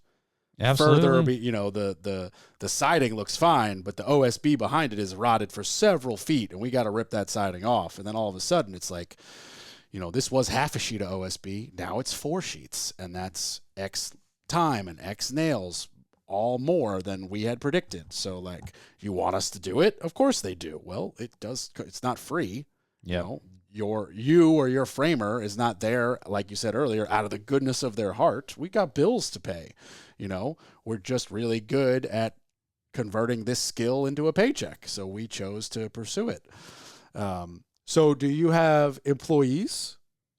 Yeah, so I do. I have a couple of people that work for me. So this is an interesting conversation too, because the conversation around employees versus subcontractors with from a general contracting perspective, I'll never or an owner have employees. perspective. Yeah, well, many people tell me that, and I absolutely understand where they're coming from. It's a lot of responsibility. It's a lot of expense. Yeah, I'm not doing workers' comp. I don't want any part of that. Oh man, it is a headache. Yeah, My biggest insurance bill. Yeah, I love checking the box because you got to submit, for me, because I'm doing projects over the 40K, I got to submit that workers' comp, and I love checking that box that says, yeah, I have subs and they all have their own insurance. Yeah. Check. Like, well, I carry workers' comp, even though we're under that threshold, that amount. you for have a less couple than of 3 reasons. employees? I do, but we also subcontract for GCs, mainly paint, drywall, and finish carpentry.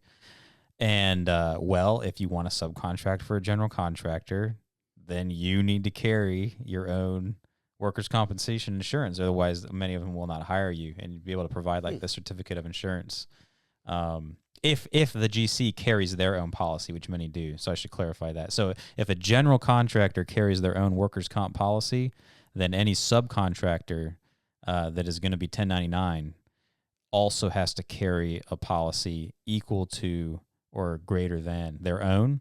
And if they don't, then the general contractor is going to need to pay additional fees to their insurance agency to cover that uninsured subcontractor. So this is just a world I haven't had to deal with because I don't have employees, therefore I have no workers' comp. Therefore, my subs have their own insurance, and I don't care what their insurance looks like. That's not my problem. They just have to show it to me. I'm like, cool, you're insured? Great, wonderful. Right. That's all I care about. It's on them, yeah. Yeah. You have a license, you have insurance? Cool. Go plumb the house. Go electrocute the house. I don't care. Yeah, at least at that part I don't care about. Yeah, absolutely. Yeah. Well, and that's another conversation too about operating at different kind of levels where I think a lot of GC companies, once they get to a moderate size, there are in-house employees, not necessarily laborers, but just people running the actual company. So there's the GC, and then they'll probably have a project manager or two. Someone to kind of run the books and act as like an office manager, secretary / bookkeeper. That might be the thing that I would hire, is somebody to help me with the running the business part. Yeah. But as far as like having dudes in their own truck under my name going to job, I don't think I'll ever do it. No, I understand. Like I say, it's a lot of expense and a lot of responsibility too, because then those people are looking to you as the source of their full-time employment. Yeah. And I that is my situation. I have those people that look to me like that, but I do enjoy it to a certain level as well. I think one of the biggest advantages is that you can really cultivate a more of a standard for your work and processes that you want to implement on every job. And I think when it comes to repair, maintenance, services, and even remodeling and renovation, that's huge to help improve the client experience.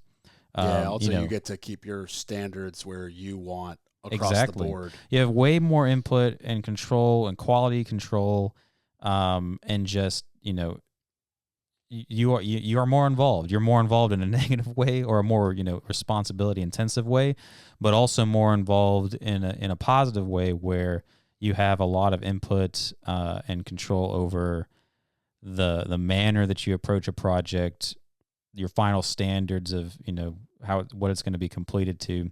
And for me, I think that's important. That's definitely important for me, and it's very important for the type of work we do, because a lot of times we are going into a client's home for like a 1 or 2 day project, so it is super critical that we keep everything very clean. We're interrupting their lives in a way where they're not expecting or set up for sort of long-term disruption. If you're going to be remodeling someone's kitchen, there's an expectation that, okay, there's going to be some serious construction in our home for a while, and we're just going to need to sort of work around and live with that. Obviously, the GC should do what they can to minimize that disruption. But if you're coming in for a day or two to repair something in the home that's been damaged or is dysfunctional,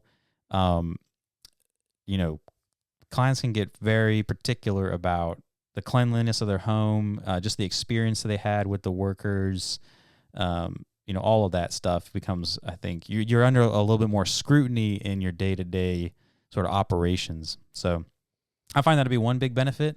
And that's a process too. I'm constantly sort of revising and working on and trying to improve, is like, okay, when we set foot in someone's home, what are we doing to make sure that all of their needs are met, to make sure that we can work as quickly, efficiently, and cleanly as possible. And it's been a process, constant revision, but we're really getting a good system down, and, the guys are really on board with it as well. And, what we need to mask off, and, what we need to clean up at the end of the day, and make sure this is in place and, this is taken care of. And that has made a big, big difference, I think, in the success of our projects and the positive feedback we get from our when clients. in doubt, mask it off. Absolutely. Oh, absolutely. Yeah. I would rather spend, 2 hours laying plastic before we even start working than, an hour of scrubbing floors. I've screwed up. Yeah. I've screwed up. Yeah, there was no scrubbing. I had to go buy 2 boxes of flooring. Luckily, it was like on the shelf at Home Depot, and because they had already put it in this room, and then we were converting a closet into a bathroom, and they bought like 4 more boxes for that closet. And I was like, where'd you buy that? Because clearly we've been walking here for a week and it's awful. And we just got to rip this up. This snap and click and put it back down. And they were like, oh, it's at Home Depot. I was like, cool. I think actually he got the boxes for me. And I was like, well, here's $50 for the boxes. And we're going to lay that down real quick for free because that should have never happened. Right. Or, my painter, who I still use and I'm a big fan of and will continue to use, and he used tarps. That's the crazy thing. When you leave, go out that road, and 5 houses on the left, you'll see a huge carport that I just built. And the roof matches, and the underside is all white trim color to match the house. And he tarped off that driveway. I mean, he showed me a picture. So many tarps. Oh, yeah. But the wind took enough of the overspray from his sprayer, and you could see a line of what looked like snow versus the line against where the tarp was on this freshly black tarred driveway. Man. Yeah. And the homeowner was like, what the heck? Like, of course I'm not okay with this. And I had one dude try to pressure wash it. Didn't work. It came to the point where I looked at the homeowner and I was like, I think I'm just going to have to go buy some new tar. Like not tar, like do the whole thing 3 inches thick, but just like the roll-on black tar paint seal thing. It up. Seal it. Yeah, I was like, I think I'm just gonna have to do this 20 by 18 foot section again because it should not have this white paint on it. But if we get the really thin pressure washer out, we're gonna chip away your blacktop. Like it's not a concrete driveway. I don't know why they did asphalt, but that's a different conversation. And I was like pretty pissed at my painter. And I sent him a picture, and he sent me the picture back with all the tarps. And I was like, dude, I don't care. Come look. And he comes and looks, and he's like, let me get my pressure washer. And I'm like, okay. And he gets his pressure washer. He was there for like 6 hours, but he got it all up. Yeah. Customer was super happy. I was like, Felix, you saved the day. I don't have to come back because I was going to do the driveway tar sealant out of my own pocket, which was just eating into my profit at this point, which, to be honest, was not high enough to begin with because it was like a neighbor and she's just lost her husband, and I was trying to make some money but be nice. Yeah. And so that just it really saved the day. But to counteract your point, I don't have to figure out which one of my employees screwed up. I know my subcontractor is my painter. The paint is the problem. I call him. It doesn't matter which guy he sent. He's the guy. 100%. And you got to figure it out because I have half your money still. So there are definitely pros and cons to both systems. Absolutely. Sure. Yeah. It's a balancing act. And, generally, I think especially too, as you begin to, you scale up, I think just in general, doing the subcontract route, is great for flexibility too. Plus, I have subs I don't use all that a lot. Like the one-off guy, I don't need a well dug that often. Sure, it would be insane to employ him. And then also, to your point, you're really involved. Not that I'm not, but I can go on a 2-week vacation, and I don't need to worry about any of my subs. They can go work for any of the thousands of other general contractors. Have a ball. Enjoy. I hope you make a lot of money. I hope you get the roof done, the whatever, this, that, and the third. And then when I come back and get a phone call for something really big, hey, what's your schedule like? Get the gang back together. Yeah, you're busy this week. How about let's link next week? I'll come over for coffee. I got plans I need you to look at. And we just pick it right back up. They work it in when they can, So I'm preaching more for my way of doing it because it's how I do it and I'm used to it. But I very much acknowledge that they're both correct, and there's definitely not a right or wrong. This is just how you want to do it. Yeah, absolutely. No, I think that's honestly, as an owner, that is a very attractive sort of aspect of using only subs is that you don't have someone who's counting on you, explicitly for their income, which does take some pressure off and allows a lot more flexibility for sure.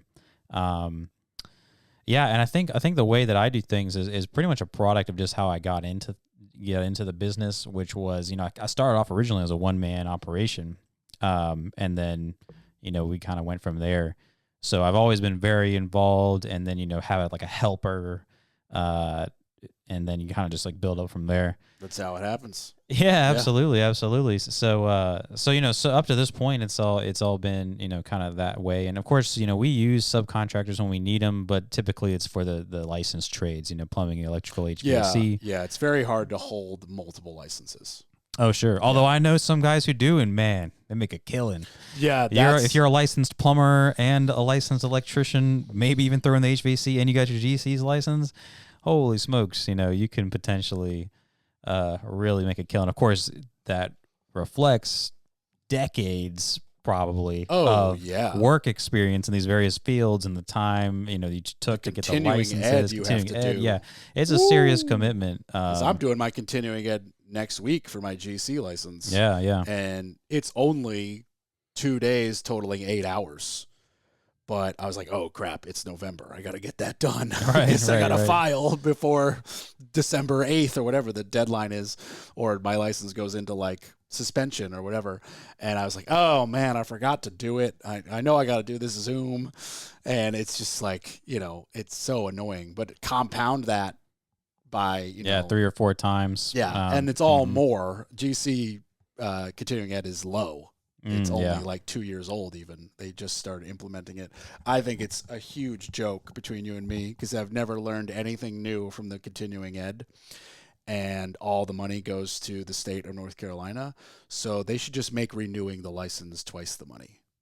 Like I don't understand. Like this is stupid. Like just make it cost more money if you need more money. Right. Like this is a farce. Like you're making us sit through an 8-hour Zoom to go over how to frame a wall. Come on, man. Right. First of all, we know this. Second of all, none of us are framing anymore. We're hiring a framer. Like, come on, man. Yeah, 100%. It's useless. Well, I do think that a lot of times you get some sort of redundancy or, perhaps not even very useful experiences through a lot of that continuing ed. But also, I think again as part of like the whole accountability, liability for the powers that be out there, to at least be able to say they're doing this. And then another aspect as well is you pointed out that it's a pretty new system, at least around here, only 2 years old that it's been required. I think it came into effect during COVID, so it can't be more than 4 years old. So in that case, of course, they're probably still trying to figure stuff out. But also there's something to be said, I think, for setting up these systems and avenues where in the future you already have infrastructure in place to push out maybe more critical need-to-know information. That being said, for a lot of the times, there's just a lot of red tape that goes around, this types of stuff that at the end of the day, everybody just has to sort of, cinch their belt up and just knock it out because nobody's a fan of bureaucracy. Who's a fan of bureaucracy? I don't even think bureaucrats like it. Sure. Yeah, only Hermes from Futurama is a fan. He's the only one. He's a level 1 bureaucracy major or whatever the hell it was called. Okay, so you can do all kinds of things from mounting a TV to interior minor drywall painting. You said you do a little cabinetry. You'll remodel a bathroom. You'll remodel a kitchen. You'll basically do anything under $40K, and even over that $40K, we just have to have a who's filing the permit discussion. Right. You do a lot of exterior rot replacement, painting, trim replacement, as well as painting. You guys messing around on roofs really, or staying below them? I used to, but I try to avoid the roofs these days. Several years ago, I had a minor fall off a roof, and fortunately was unhurt, unharmed. It was a low roof. I managed to kind of control myself going over the edge, land on my feet, but that put some serious caution and respect, in me for getting up on ladders, getting up on roofs. And then the other thing too is that there's a certain amount of liability that comes with roofing, and leaks are kind of a big deal. Generally, I try to avoid roofs. In the course of the projects we do, the business we do, there may need to be something we address where we got to put in some additional flashing or replace some flashing, maybe a couple of shingles here or there, or there's some sealant we need to touch up. I got a sub for you if you need a roofer. Yeah, well, I also got a roofer, and I gladly pass everything I possibly can on to him. Didn't I meet him at the BNI? Gray Lewis with Mighty Dog Roofing, South Raleigh. He's absolutely fantastic. Yeah. Well, if he doesn't want to drive to Durham and you get a Durham gig, I got a local guy. All right. Yeah, because South Raleigh is it's a haul. Yeah. A little bit. Yeah, I was talking to Jonathan Brothers of your BNI, and I was jokingly like, "Yeah, I'm coming for all your work," and he immediately picked up on the joke. Luckily, and he was like, we eventually found out that like he's in Cary, I'm in Durham. We're not even in competition. Like we don't even get calls from the same people. I was like, we're not. This isn't a problem. Like when you get a call in Durham and you don't want to go, which is all of the calls, just text it to me. And same with Cary. You can just have it. Like there's so much work. There really is. With one of the company I worked with before I started on my own, I remember the owner telling me, he's like, there is so much work in this area, specifically, the Triangle and extending to Holly Springs and Apex, and just in the kind of the more metro area of North Carolina, that you're not really. There's more than enough work to go around for almost everybody. If you're competent, communicative, and working on your business, getting your name out there, doing good work, you're gonna find plenty of work to go around. And Jonathan is an awesome guy. He's I actually known him for several years now, and I started subcontracting with him actually to do carpentry, mostly finished carpentry, cabinetry, that stuff. And he turned into, a great mentor, very active in BNI and just networking in general, able to make great connections and give great advice. And of course, he's doing some very more high end stuff. He really his projects are always a joy to be on. Just to see when the client is willing to throw down some serious cash, what can be accomplished on some of these really high end kitchen and bath projects. But it's incredible how you two have realized that you're too like advanced in the development of your business to worry about competing with each other. You guys are both at a level where you guys can work together and both bring yourselves up rather than fighting over clients. It's like that kind of competition happens at the bottom. You very quickly realize when you get to a certain point that it's not competition. It's just somebody elevating your game, and you can help elevate their game. Right. And both just do better stuff, more stuff, and work together. Like you said, you're a sub for him. That's incredible. You get to go do finish and trim carpentry. You didn't have to find the client. You're working in an amazing high-level job that you probably wouldn't be normally doing yourself. I'm not normally doing that kind of, I'm assuming when you say high-level, you're talking $1 million houses or close to, that's a little bit above where I am at the moment. But I'm working on getting there. I think the most expensive house I built from the ground up was, pre-COVID adjustment was like $410. So it'd probably be like $550 now. But still, like, I'm not saying that wasn't a huge and super nice job. Oh, no, it's different than a $2 million house in the Beltline of Raleigh. Like, that's just a different level. Sure. It's the same nails, same. So at the end of the day, like, you frame it the same way. That is one thing that people don't realize. Is like, like it actually is built the same way. You just need more wood. Yeah. You need more nails. You need longer stuff. But like at the end of the day, you need a framer, and then you need to sheath it, and then we need a window schedule. Like, it's just more, it's just bigger, but it is very much the same. Like, you gotta waterproof those bathroom pans like any other bathroom pan, and that is definitely something that some people don't realize, that Like, for instance, my tile guy, Charles, I love you. But, like, if you didn't know him, he's not, like, the most best looking from a business professional. Like, his truck's a little dirty. He's got, tile mortar on all of his clothing. He doesn't have, like, a dress shirt or whatever that he meets clients with.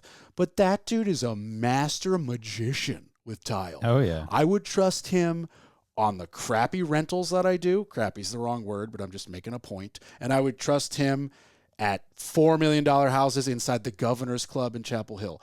He will do the exact same flawless job. And if it's not flawless, he will come back for free and fix it, like, without question. But in the case of Charles, I've dealt with the client and he's just my guy. So they get to deal with me and they can take all that negativity of how they may think he may look appropriate or not and shoot it on me. And I can be like, let's look at the finished product. Absolutely. And then you tell me if there's any problems and we'll fix them immediately. But him on his own, it might, hypothetically, I don't actually know, might be harder for him to get in with that $2 million house crowd in Raleigh, just because they might look at him and be like, whoa. I don't know if that's like, maybe he should look a little, does that really matter? Let's look at the end result. Yeah. So, well, that's true. As and as I kind of get a little bit further into general business development, having the politicking comes back into things a little bit. Of course, how you represent yourself and the kind of image you paint for your clients becomes a pretty big important factor. But I would say for most people that are not familiar with the inner workings, I guess, of the construction industry, your man Charles, Charles. So his appearance is exactly probably what you want your ideal subcontractor to look like. I want my tile guy to look like that. Actually, your tile guy for a client who is hiring an independent tile company to come in and do like something in their home, a backsplash.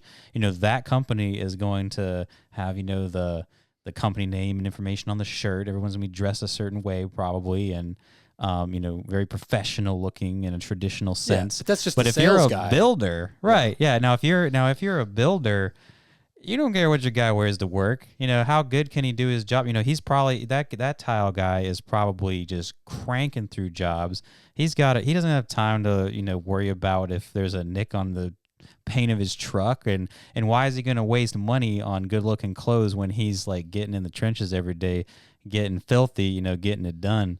And so, I think most of your top tier productive subcontractors, they look like subcontractors. They're working, they're working blue collar men, and that's sometimes the mark of a professional. So that's a very good point, actually. Yeah.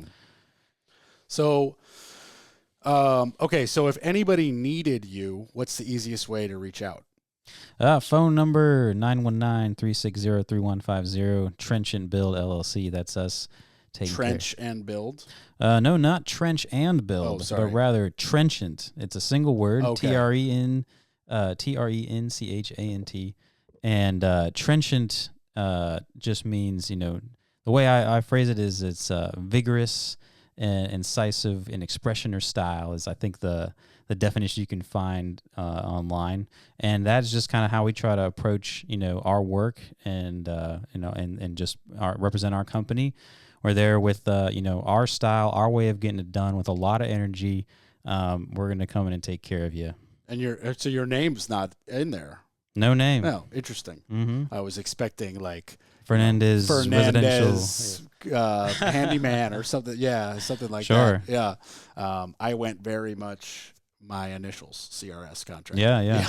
Well, a lot of guys go that route. And honestly, I've had that thought sometimes where I'm like, man, maybe I should have put my name on there, because there's a kind of attachment you get and a little bit of pride, I think, from, maybe having your name or having something to connect to you personally. Yeah. But I'm sold on our marketing there. So we're I'm just a narcissist. got the CRS on my license plates and all that jazz. And do you have like on Instagram or a Facebook or any of that stuff, or just phone numbers the easiest way? Phone numbers for sure the easiest way, because I like to have a conversation, and sort of get to know the individual. That's usually a great first step. And in terms of our business, we're fairly new. This will mark our third year in this January. So it's definitely still on the come up, and we began strictly as a word of mouth referrals. That was all of our advertising, and we are working on getting a little bit more public facing persona out there. So yeah, what kind of stuff are you doing? I know obviously we met through the BNI. I don't find them interesting enough to join. Clearly you have. Was that a push from Jonathan Brothers? So I actually joined BNI on the recommendation of Sergio Godoy with Huai HVAC, who's awesome HVAC. Oh yeah, he wasn't there. But he might have missed that day. Yeah. But he's absolutely fantastic. You should absolutely consider giving him a call if you are interested in talking to a new HVAC guy. They really get it done over there. And Sergio I've known actually. He was a go-to sub for one of the original. Renovation company I worked for after college. Oh, okay. So I got to know him a little bit there, and then I kind of would see him around. We had sort of a little bit of a similar network, and he actually essentially motivated me into approaching or developing a more professional network and joining BNI and just taking some other steps as well. So he's actually been a great mentor for me in those kinds of areas.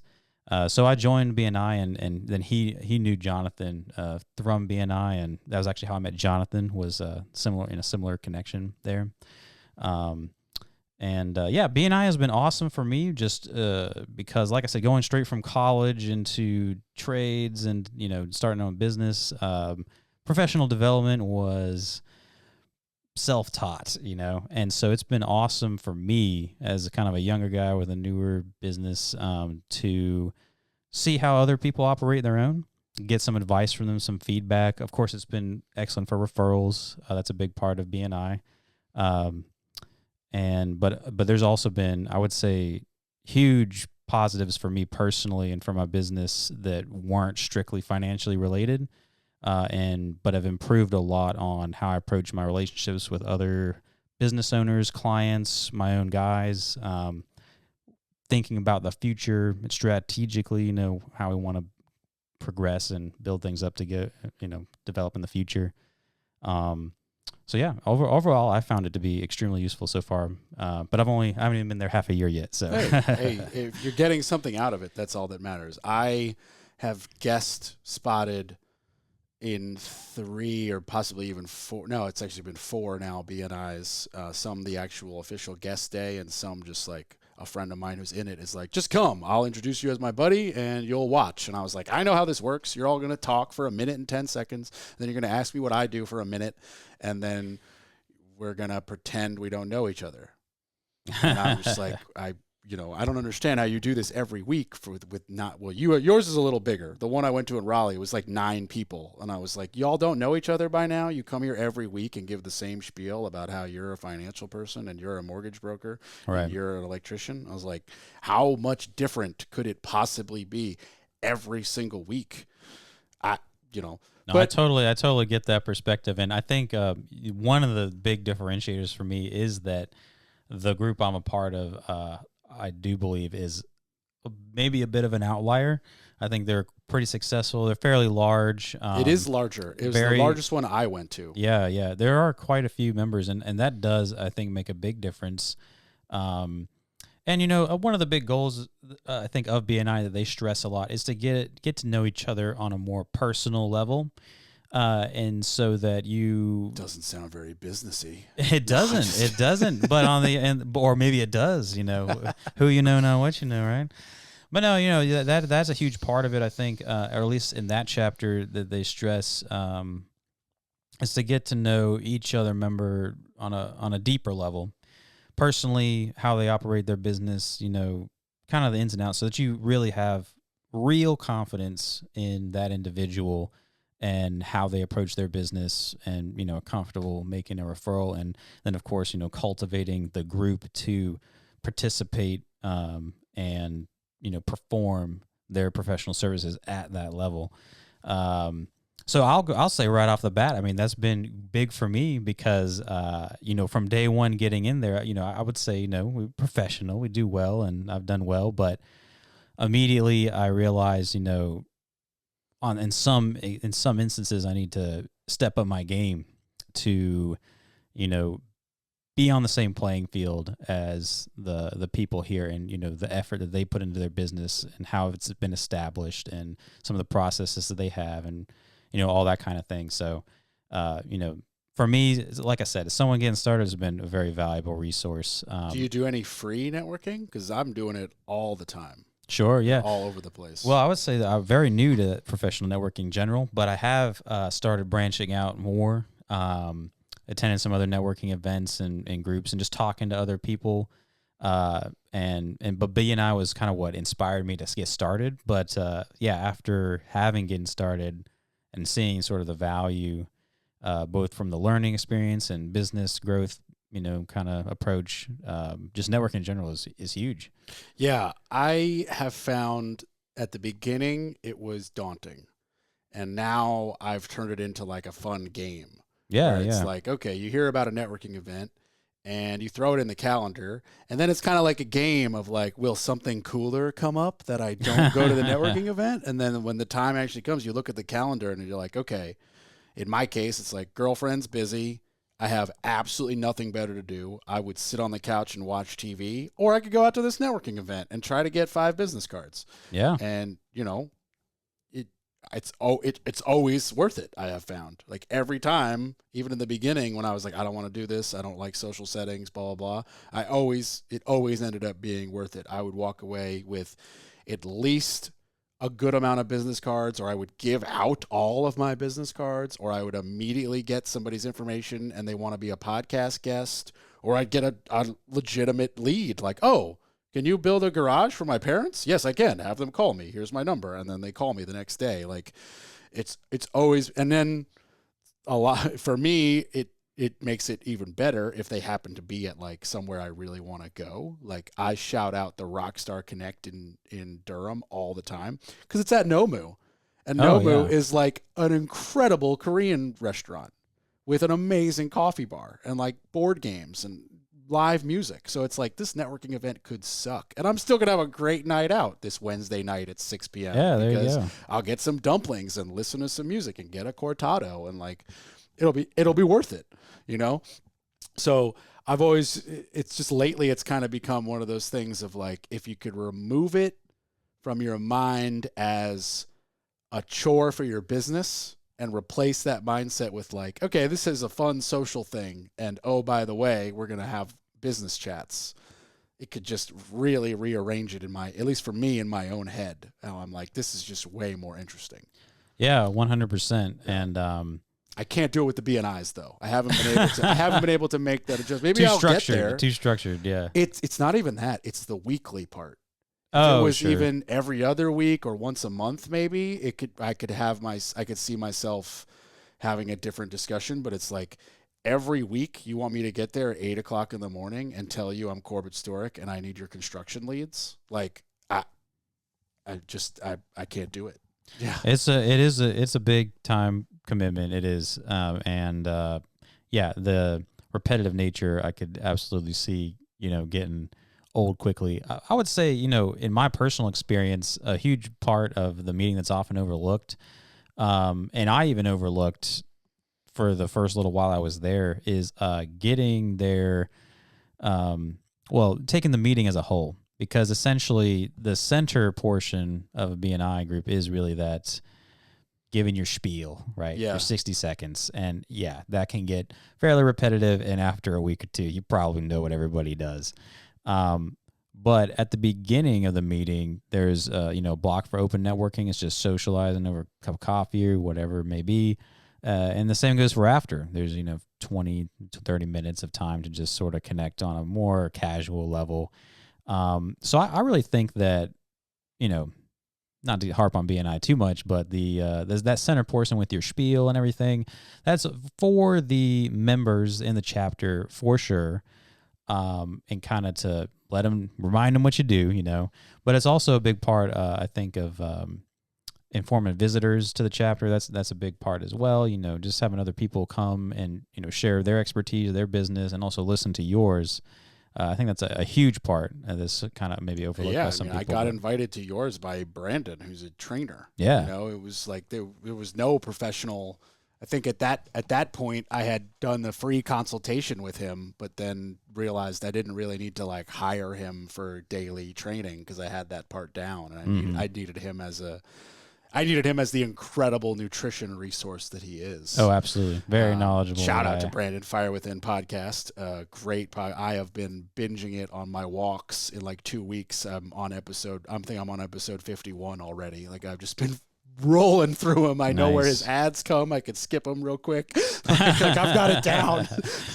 Nice. But it just the wealth of knowledge that he has is shocking that one person has that many different nutrition facets of knowledge. But anyway, I could go on and on. Well, that's a perfect example, I think, of networking, how you brought it up, where professional networking and networking events are great because and your approach to them is, I think, the ideal approach, where you're there to have a good time and meet people and sort of connect on a more like personal level, but in a setting where discussion about business is accepted and encouraged. So it's not odd to bring that up. You're there kind of for that reason.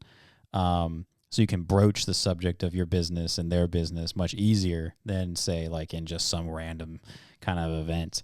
So you can make those connections while getting that personal connection. And as we spoke on earlier, once you pass the test of competency, like, oh yeah, okay, so this guy knows what he's about, knows what he's doing, it oftentimes in a business relationship becomes, well, how well do I get on with them? And, is that going to be a high friction kind of relationship, or is it going to be nice and easy? Like I feel confident with them on a personal level.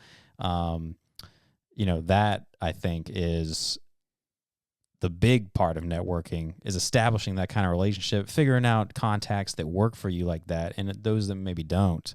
And then you got to go to a guy. You say, like, yeah, this guy, I like him, I know him, I trust him, and I like him. He's who I want to work with. It's just going to make my life easier, better. And that's I think a huge part of all networking I've been a part of is, establishing those kinds of relationships where you say, okay, yeah, I could go on Google and find some competent contractor or business owner to do what I need to get done with a lot of reviews and awesome, but I don't know who they are. And I've got no face to the name. I don't know anything about them. I could give them a call, but it's kind of a coin flip, right? Versus, oh, I met this person and I love them. They're awesome. They get on great. I want to work with them. Yeah, I think that's a huge factor, especially when starting out and word of mouth is everything. Yeah, it travels very fast. One would even say it travels as fast as the negative word of mouth. Everybody knows when you screwed up. Oh yeah, that travels fast. Yeah. Yeah. Okay, so to wrap up here, if you were, maybe talking to your younger self or any listeners who might be thinking about this as a career path, what advice would you give? Maybe, I don't know, 2 or 3 things that you really wish you did earlier on, or things you did that you're super glad that you did, that you would be talking to, a combo of listeners / your younger self, if you could. Yeah, well, so many things. But I think one really good one, especially if you're actually younger in age, but equally as important if you're kind of newer in the field, whatever that may be that you're in, is establishing kind of mentorships and networks earlier than later, because from coming from someone who taught themselves a lot, just going through the process from school of hard knocks a little bit, going through an experience, looking at it, say, okay, what worked, what didn't, that type of learning is great because it really will drive points home for you. If you've lived through it, it'll really drive points home for you. But, it's a tough way to learn. You make mistakes and you just didn't know any better, and that's squarely on your shoulders. So I would say getting mentors, getting, a network of other people in a similar profession or adjacent professions who can not only be resources for you professionally, but also just people to give you general advice. So huge. I mean, building a good team that's business, no matter what you're in. That's true. That when they come in the clutch business for you and just really save your ass, you're like, absolutely, it was so worth it. And just broaden your horizons. I can't tell you how many times I've had a conversation with someone recently, and they've said something offhand or brought up a point, and that just completely changed, where I was sort of going with my future short, medium, and long-term plans, or changed the approach that I went to something. So mentorship, professional networking, definitely huge. And the other thing too is I'd say kind of almost like counterpoint to that is don't be afraid to get in there and just go for it. I think that it is so easy to just sort of be sitting on the sidelines and planning it out and waiting for that perfect moment. And there's a lot to be said to that. You definitely want to prepare yourself. But at some point, you're just gonna need to go for it. And rarely, if you're new to something, if you're starting something up, you're never gonna be ready the first time. You just gotta go. There's no possible. You can get all the advice in the world. You can get all the learn as much as you possibly can. Prepare yourself as good as you can. But there are gonna be issues that arise when you just dive in that you're just gonna have to problem solve, and that's kind of part of it. And just being, I think, open to realizing that, okay, like addressing issues when they come up and not panicking and just like thinking through it, working through it. There's going to be a solution. It's going to be hard to get there sometimes, but it'll be all right. You just got to put in the work. That you got to have that mindset, and just being prepared for that a little bit more mentally and emotionally is a huge factor as well. So I think that's really great advice. It makes me think of the first house we were redoing where I didn't know I needed a building permit. I didn't have a GC license. I think I forgot to get an insulation inspection. Like we insulated, but like it definitely, they would have probably caught some stuff in the inspection. Yeah. And this was back when Durham would let you just pull a plumbing permit without having a building permit below it, or above it rather. And then house 2, my plumber was like, they're not letting us pull the plumbing permit. You got to get a building permit. And I was like, I don't have a freaking license. And they were like, what are you doing? I was like, and then I called one of my, I guess you could call him a mentor type of situation. And I was like, hey man, you got a license, right? Want to pull a permit for me? I'll pay you. And you could just call this inspection and I'll sign whatever. And he was like, sure, you got to sign away all my liability. I was like, sure, I don't need you to do anything. And he came in and saved the day, but it was definitely one of those situations where, I could have waited till I had my license. It would have taken looking back, it took a long time. I failed the test twice. It has an 80% first time failure rate for those who are like, what an idiot. He failed it twice. No, it's actually really hard. Yeah, it's really hard. It takes 6 hours. But like, had I not taken the advice you just gave to listeners and former self and just dove in, I would have, that taught me infinitely more than all of the scholastic stuff I did to pass that test. Oh, absolutely. There's a huge difference between living it and studying it. And I think especially true for construction related stuff, but really everything. You just got to get your hands dirty a little bit, and realize that the essence of running a business, if you're trying to be an owner, is problem solving. Like, always problem solving. There's going to be, it's just something always that you're going to have to think about, deal with. And, there's no sort of... and communication. Is just equally as important, because I think the difference...